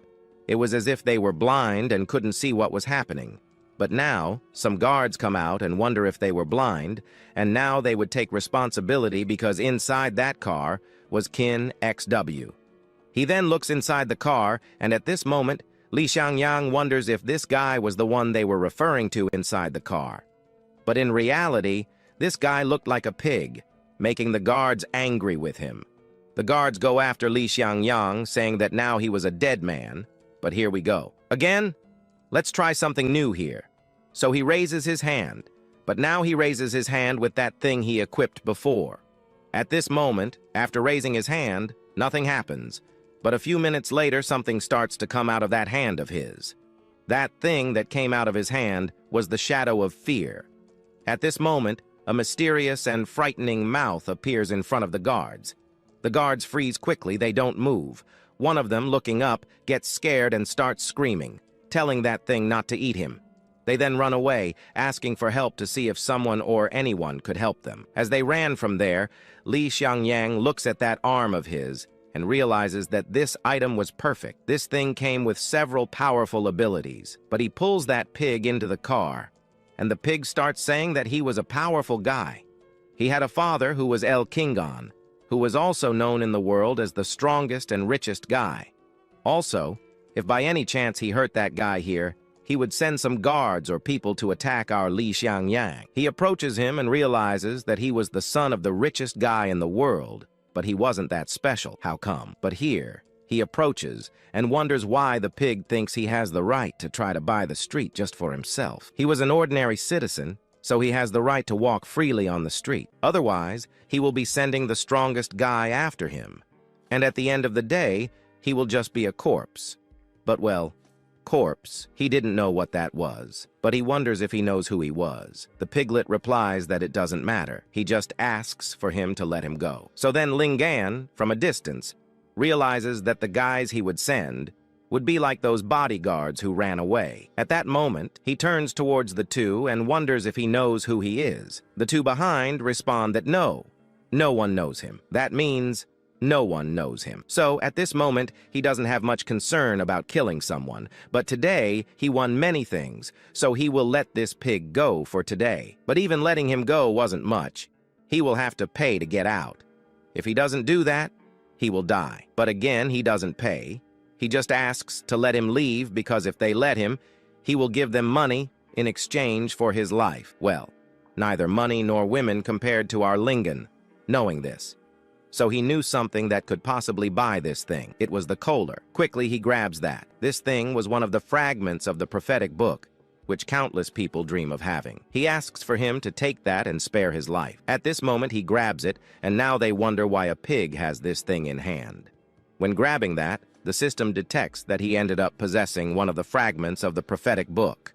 Reward then the piglet with the chance to peek a little into the future. And as soon as he sees this, the system gives him the spying he wanted. In the future, he finds basically people being roasted alive there by a mysterious flame. This mysterious flame not only roasted the people, but also defeated his friend, our white-haired one, and our hero. Our hero had a sword going through him, But after seeing this future, he returns to reality and realizes that the next Iron Bay Forge will be destroyed by a calamity. However, scared, his friend approaches him and wonders if Lingon was okay. He said he was fine, yes. But at this moment, he realizes there that he and his friend were moving at a very slow pace. They needed to evolve much faster. So he asks for him to follow, because now they will also spend all the money they have. They will use that to their advantage. Our story continues after Li Xiangyang discovers a little about the future, but that arrogant pig was still there, crying a little below, still saying that he would send someone to kill our hero. However, a shadowy hand moves in his direction and grabs him by the foot. Once again, he apologizes, asking not to do that to him and also questioning why he would do that to him. But someone tells me that this guy was the son of one of the richest men in the world. He was going to take advantage of the opportunity. The girl from before still wonders if it was really a good idea to take that guy with them. But our hero interrupts her, asking where he could find a foundation materials store. However, this foundation needed to be expensive. And maybe our hero doesn't want the best, but what he wants at this moment is the most affordable. And the most affordable for him was the most expensive. This leaves the rich man behind thinking this guy is a little crazy. But the scene here is cut to him arriving at the place where they wanted to arrive a while ago. Arriving at this moment, a light ends up going in their direction, blinding the two, which makes our hero completely happy to see that this store was a very rich store, which shows that it was this shine. Furthermore, the rich man below thinks that these poor people no longer had anything to do in life, but the other one ends up saying that this was the most expensive and luxurious materials store in the entire country. Besides being expensive, it was the resources, the materials that were inside that were of high quality. Just one material that they discard. If by chance you manage to get that, you can reach the ranks easily. But what differentiates a normal store from a store like this was that this store chooses who will be its client of the day. So now that he found the store, he needed to find his foundation fund, some money to be able to pay for the materials. At this moment, he then approaches that billionaire and wonders if he will be paying for everything he desires inside. The guy, in order not to suffer consequences at the hands of our hero, simply agrees. Moreover, by entering this store, he could escape, because by entering there, he would be able to find people from his group. If he manages to find someone, they would give him a fair punishment. But also, if by chance they enter that store, they will have a consequence.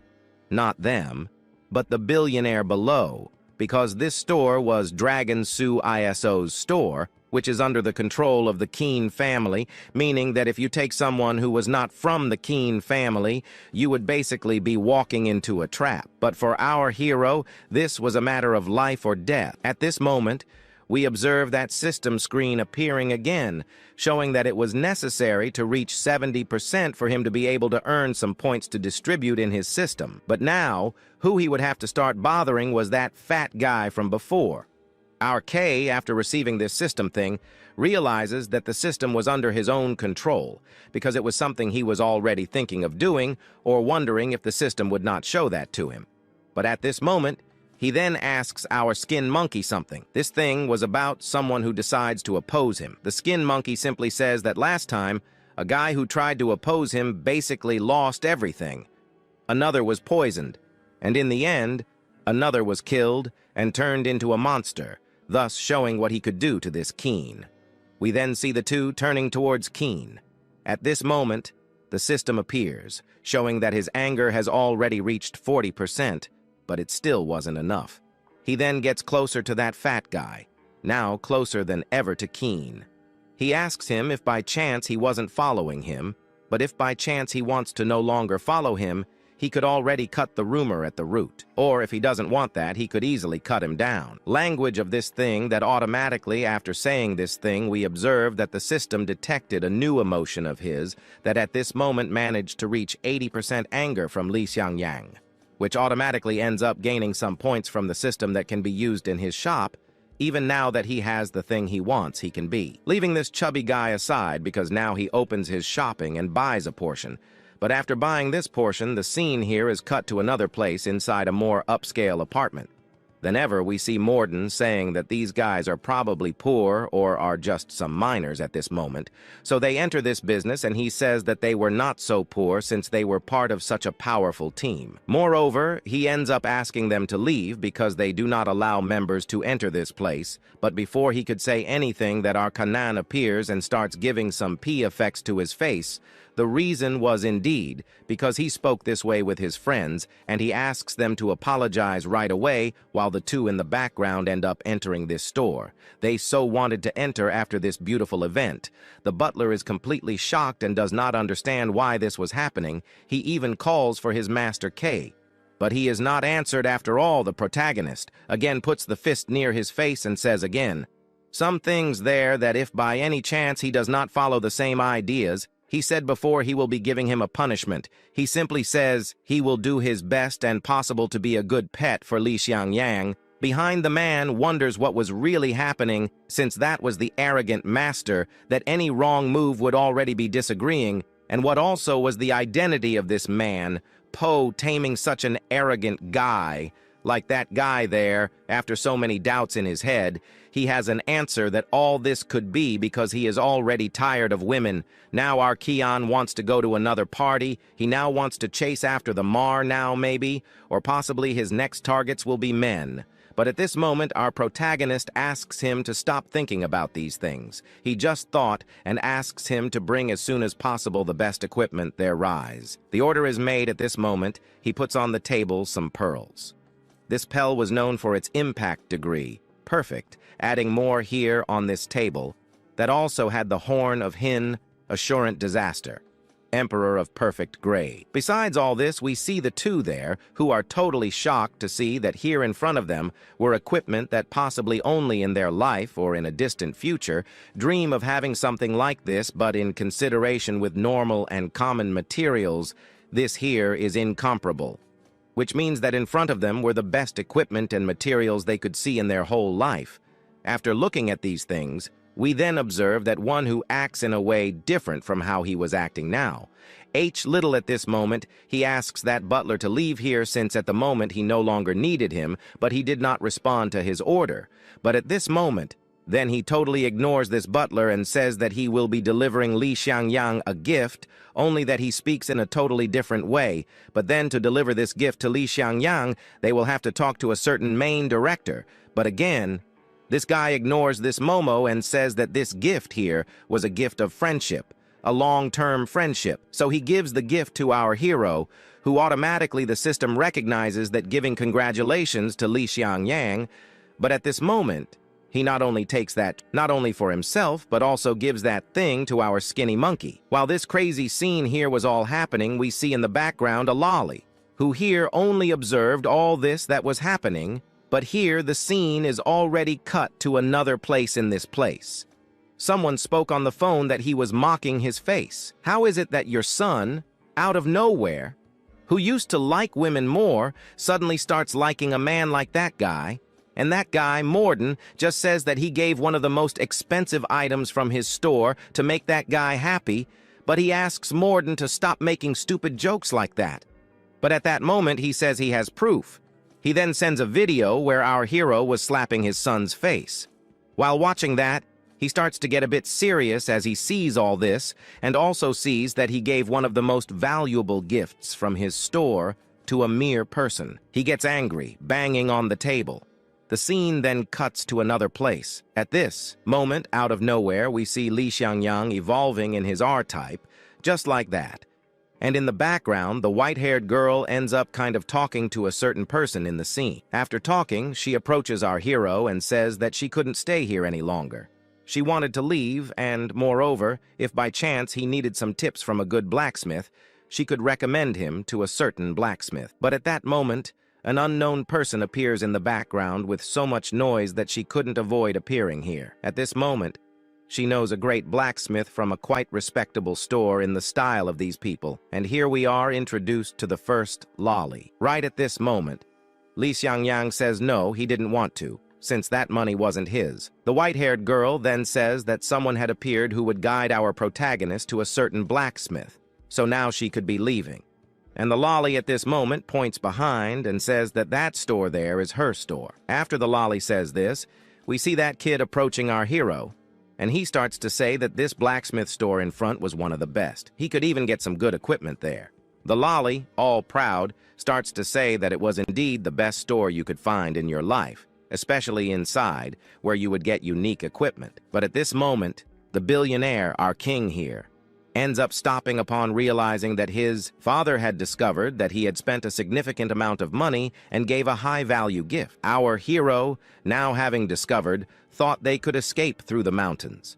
But this was the last thing Li Xiangyang wanted, so he uses that shadow of darkness, and at that moment, he thought of ending this thing's life. As he thought about doing this, he stopped because, looking to the side, he noticed there was a child there, and he couldn't kill someone in front of a child like that. So, after setting aside that rich guy, he starts moving forward. Our skin monkey approaches our hero and begins to wonder what they would do next, since they don't have money and how they would get good weapons with the money they have. But our hero asks this skin monkey to use his head a bit since he has those crystals they got earlier.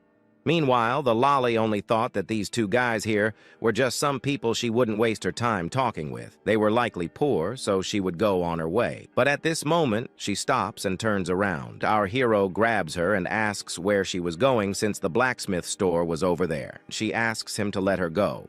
Letting her go, she says that they are adults and still questions if it was necessary for her to guide two adults to a certain place that's right in front of them. So, after annoying Li Xiangyang, the system appears, showing that his dark energy percentage was basically at 10%, but it was necessary to reach 80% for him to gain some reinforcement points.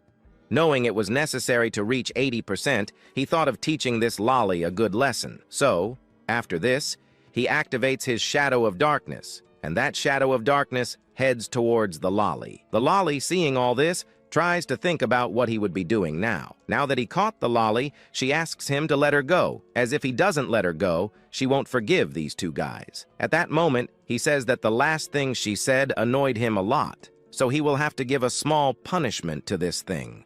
At this moment, the anger she had at 10% increased to 100%. But this thing only worsened for herself. Because getting irritated, she starts to get powerful. So she uses an ability that at that moment ends up pushing Li Xiangyang, the antagonist, a bit back, her screaming in a Super S style. Jin, we observe our protagonist in the background, our hero finding the power of this little girl a bit too strong. And here now he realizes that she was already at the fourth order spiritual master. Right at that moment, Lolly asks the two to leave, and she will give the last chance for these two to leave the place, only that our hero would not run so easily. At this moment, he starts more to irritate her, which at that moment makes her activate an ability in his direction. She throws fire in his direction, but Li Xiangyang, easily with the skateboard, dodges. All her attacks fallen on the ground. Skin Monkey wonders how our hero would defeat someone who was at the fourth order spiritual master. He even tries to help, but it was not necessary since also he, in the fight, would be basically nothing. At this moment, he asks to look there at him since he has a Cassanique inside him. And here now, he will be showing this thing here. A small difference between a third level power and a fourth level. Now he also uses the 2 points. He had to be improving some of his skills. As soon as he improves those skills, he manages to unlock a new ability for himself. Before, this ability was only called Shadow Binding, and now his ability here has ended up turning into Lord of Shadows, and also reached rank A. Now that he has reached rank A, he advances towards Lolly, wonders if he is not afraid of death, but she does not stop. She starts to attack. Our hero Fireball hits him, but it happens that this Fireball was nothing more to our hero, because he also used his armor. That Fireball ended up disappearing with this armor. He can destroy any kind of abilities that go in his direction. So this Lolly could basically at this moment give up, because she only has Fireball ability. And that was nothing more to him. So since she was so persistent in not wanting to give up, he will have to give a fair punishment to her. But she said that she will no longer be taking it easy on him now. She will be taking him to the brink of death. She prepares to attack our hero, since at this moment she realizes that sooner or later, our hero will be getting exhausted, and thus, in the end, he might end up finishing her off. but at this moment we observe someone in the background appearing. She, seeing this, ends up thinking of a good strategy, turning to our hero's friend. She then throws a fireball in his direction, since we observe that maybe attacking our hero's best friend, he would try to save his friend, but that fireball advances more and more towards his friend. He asks for help.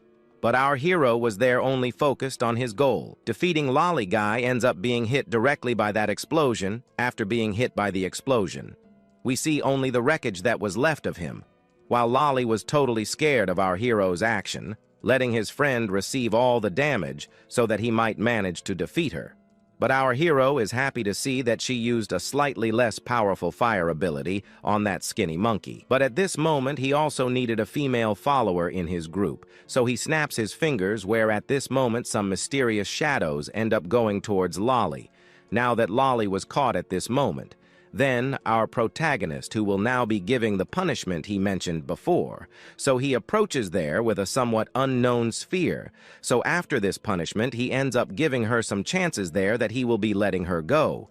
She could leave, but if by any chance she decides to attack our hero, he cannot let her go. But at this moment, she says that she would leave since she has no chance and no power to defeat a guy like our hero. But at the moment he lets her go, she will be launching one of the most powerful powers she has, enough to defeat any living being around her. This will be enough to defeat this guy. So right, our hero thinks to let her go, but Li Xiangyang remains a bit suspicious of her, so he puts a collar in front of her. He gives there basically an idea to her. This thing here was a shadow contract that he there basically gives to her. She should obey his orders by launching a type of contract ability, but she wonders, what kind of thing was this? But there is a catch. This collar was a collar for obeying its main orders from Lolly. So at this moment, if she disagrees with anything from Li Xiangyang, that thing will tighten her buttocks to the point where her buttocks disconnect completely from her body. So, with no choice, she puts it around her neck. Now he wonders what her name would be. And it is at this moment that Lolly introduces her as our Xuan. Now that she is under his control, she realizes she lost something maybe important, but from now on, she will basically be Dan's maid. However, a maid's position was something she didn't want, so she refuses. Since she refused, she will have to become his pet. But thinking about it, she will return to being our protagonist's maid. However, now they needed to get out of there. So he wakes up our skin monkey, and then our hero asks our Zia to take both of them to his family. She agrees, leaving our skin monkey totally scared and not understanding anything. But already knowing our protagonist's power, he just follows. Now, following the path, our Xia asks Li Xiangyang what is necessary to let her leave alone. Our protagonist will possibly be freeing her at the moment when she will be giving him high-quality equipment. But at this moment, she also realizes that he had a bad character, but his strength was really something powerful. So she has a small goal to bring our protagonist to her team, since she also realizes that Li Xiangyang does not belong to any clan at the moment. To bring our protagonist to her team, she said she would be giving him some top-notch armor. But there is a catch. To get these equipment, they will have to do something. That something was to join the Pingu Society. The Pingu Society was a new clan that emerged around, but according to the memories of the original owner of this body, the Pingu Society is a clandestine organization considered a hidden enemy by the law enforcement department. Moreover, they are a tainted symbol of Pangu, also known as the influence of secretly recruiting users with extremely powerful abilities for their guild. But if it comes to bringing it to real life, they are considered a type of police that hides in the dark, attacking at specific moments to help the population. Our hero realizes it was a big organization, which means there are great benefits to it. He even smiles, seeing that now he will be gaining a lot. So, well, only he knows what he will be spending to get stronger. Our story today already begins with our hero also approaching Skim Monkey, and at this moment, he says that everyone has the freedom to do what they should do, and also choose what they want to choose for life, and in the end, they could basically take advantage of the benefits of this organization to eat everything they want. And perhaps, in the end, our protagonist will make himself a king at the end of the day, who will eat everything, the best of the best. This made sense to him. But if by chance he now needs to gather these fragments of the prophecy, he must join this sect, since in it they will be able to find this thing much faster and easier. And so, after some time, they end up arriving at the blacksmith shop, which was mentioned before by our Lolly. Approaching, he says that this was too professional, but one of the blacksmiths recognizes Lolly and, calling out to her, wonders who these two at her side might be. Our protagonist, knowing he was basically putting pressure on her, told her to speak without even needing his orders. She then agreed, saying that she would proceed with her idea, which left the blacksmith quite surprised by her action. The blacksmith tries to understand who this girl is, and she seems changed, but they enter the blacksmith's shop.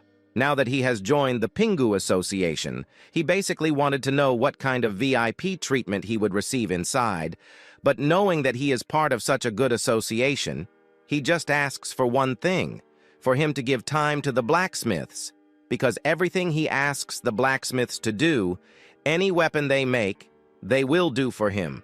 But for that, he will need time to make it. At this moment, he had something he wanted, but he can't think of anything right now. But after that, he turns to this guy and wonders if by chance he wants some beautiful girls.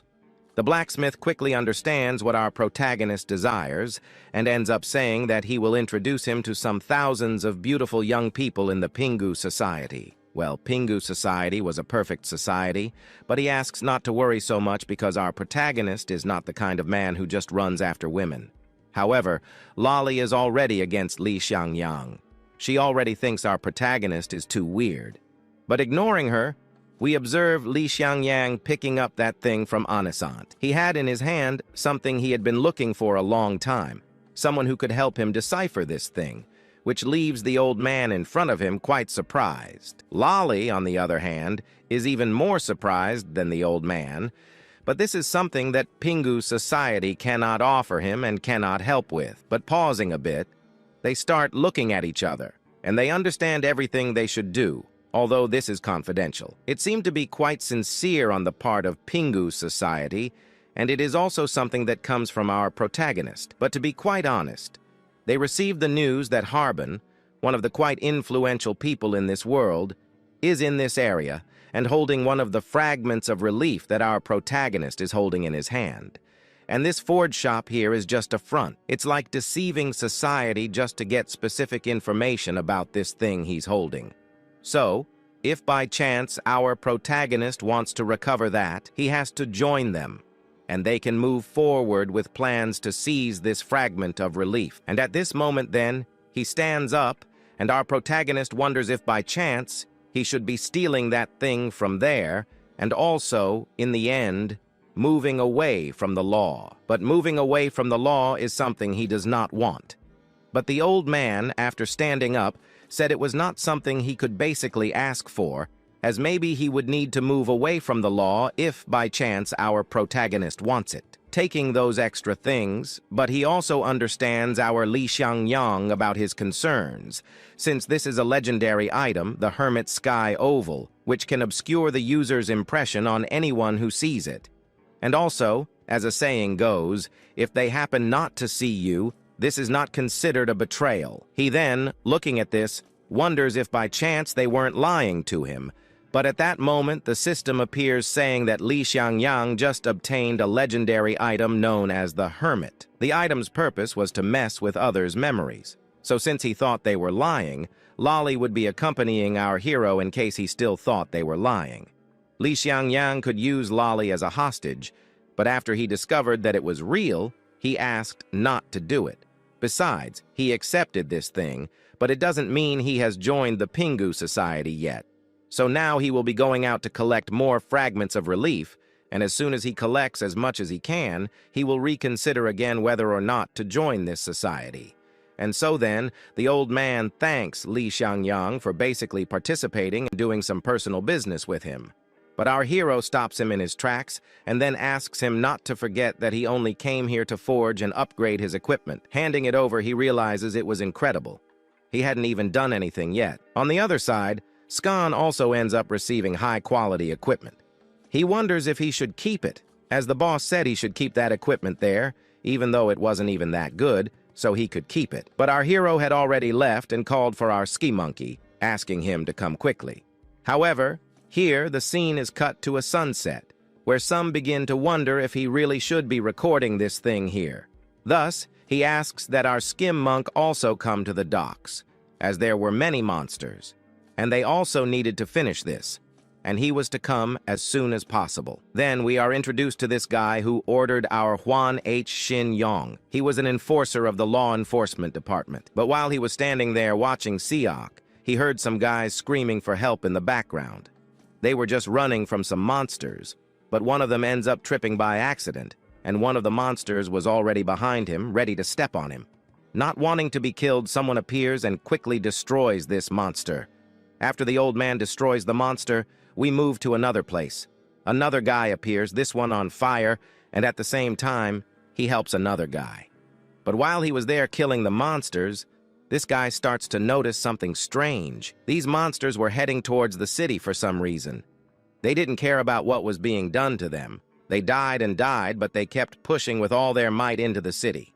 While he was worried about this, we see somewhere else the other worried skim monk advancing towards our prota and shouting at him to be careful, as the city was being entirely taken over by monsters. But our protagonist ignores him, saying, "Not bad, since that sword was being forged by someone very experienced." And this Pingon society keeps pushing him further with his forging skills. Now that he has the strongest sword in the world, he just wanted to wonder if that prophecy would really come true. Also, now he asks that our Shu prepare a car. She complies with this. Now in the background, we see the old man wondering what really happened with her, obeying the orders easily. This Lin Xuan of ours was too suspicious, but she said that if she didn't obey the orders, that thing around her neck would even command her to fall. Meanwhile, we see the monsters attacking the entire city from the outside. Another guy ends up advancing, asking everyone in the city to go in another direction, as these monsters were attacking the city in search of a certain artifact. That artifact was, guess what? In our protagonist's pocket. The monsters had been watching our hero all this time, and he was also surprised to see that the attraction of that thing was too great. The monsters were invading the city more and more, but one of the monsters was already behind him, almost catching him.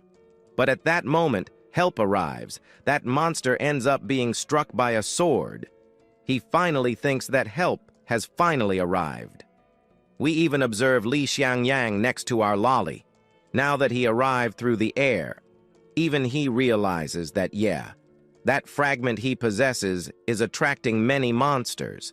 But however, that attracts the monsters was the thing that our hero was most interested in. But the lolly approaches our hero and tells him to be careful, because this was a pretty powerful guy in a one-on-one fight, never even bet on his defeat because he could win. But our hero asks her to relax, because here there were many monsters that were worth a lot of anger to him. So since it is so, she asks her master to do whatever he wants. But that short guy asks them to stop grumbling next to each other and come here soon help him. Our hero, after receiving this request, then ends up deciding to land on the ground after making that superhero landing. The monsters are important, but also he has something that could be helping to end the monsters in order to be collecting some things more important than the monsters, so he will be using a T-mana that will be helping him a lot. Meanwhile, from another place, we then observe a monster trying to attack a person, but at this moment that this monster tried to do this, a crazy circle ends up surrounding this turtle monster. Then several monsters end up being caught inside a sphere they trapped inside that sphere. We observe that Captain surprised with this for him now was very surprising.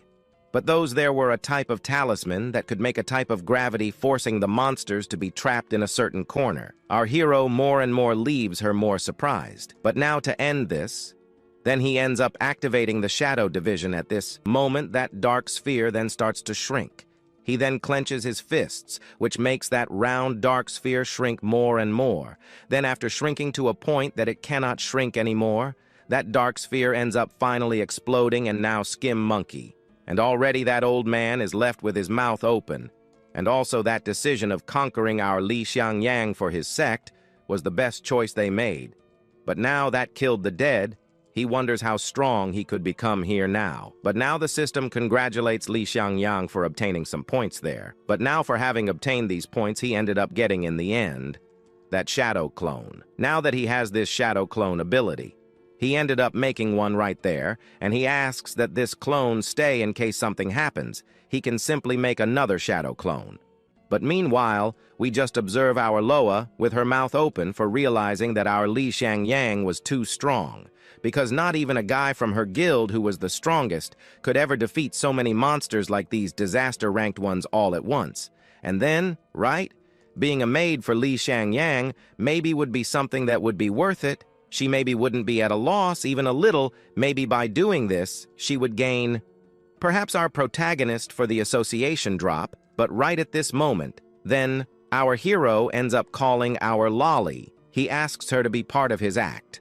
He has a main act now he needed to perform perfectly, and she maybe was the key piece of his act. All he realizes that they just arrived, now the party would be starting, and so he kills all the monsters. That officer from before appears in the background and thanks him for his help. But now he wonders who he was.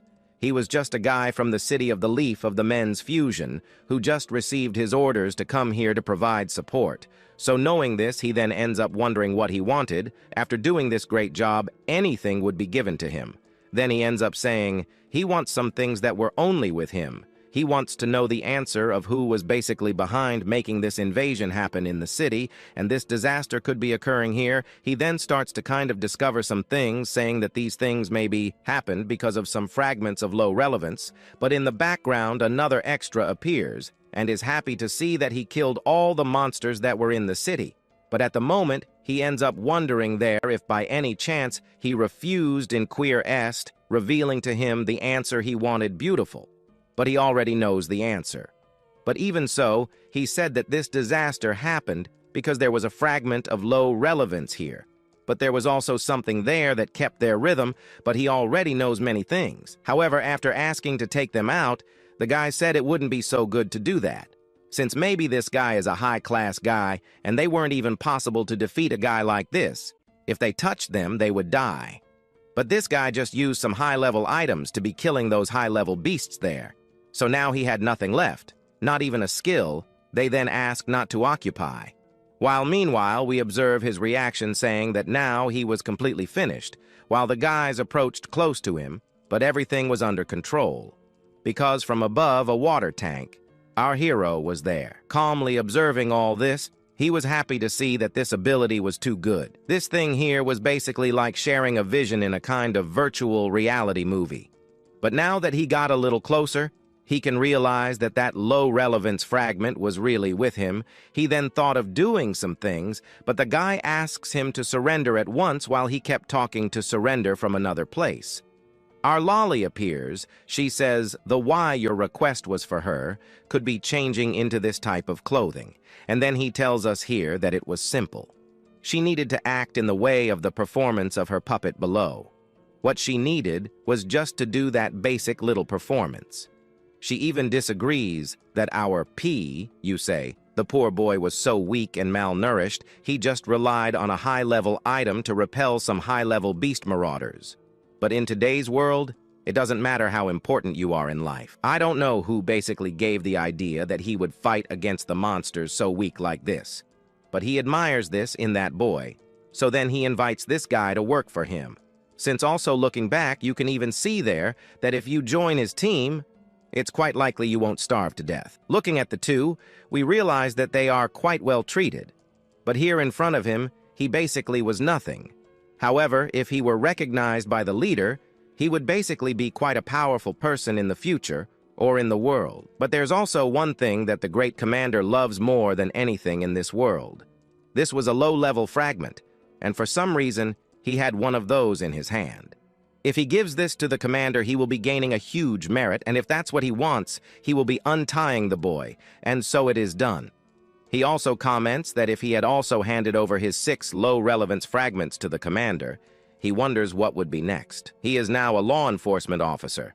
While he was boasting about his achievements there to our Li Xiangyang, the scene then cuts to a slightly more enclosed room where we see our Loli. For some reason, She was all embarrassed since it was the first time she saw Li Xiangyang like that. But here, it's also revealed that Huan Rishong basically has all 6 low-level fragments. It was the thing he was looking for. So he ends up finally transforming into the final form to proceed with his plan, giving that basic little trick to that guy, and then Loli appears and asks if he was sure he would really use that form to deceive that guy. He also realizes that this Huan is a guy who talks too much. He was just basically waiting for some small pieces of information, but now he has everything. At this moment, he ends up leaving since now he is no longer inside the house. He needed to act in a slightly different way. Like now acting as a billionaire's son. Now he kind of had to deal with a spoiled son of a cop. Kind of crazy there. While he was starting to come up with his plans to put them into practice, the scene is cut again to that Huan who was motivating our Li Xiangyang again, saying that he is a very intelligent guy.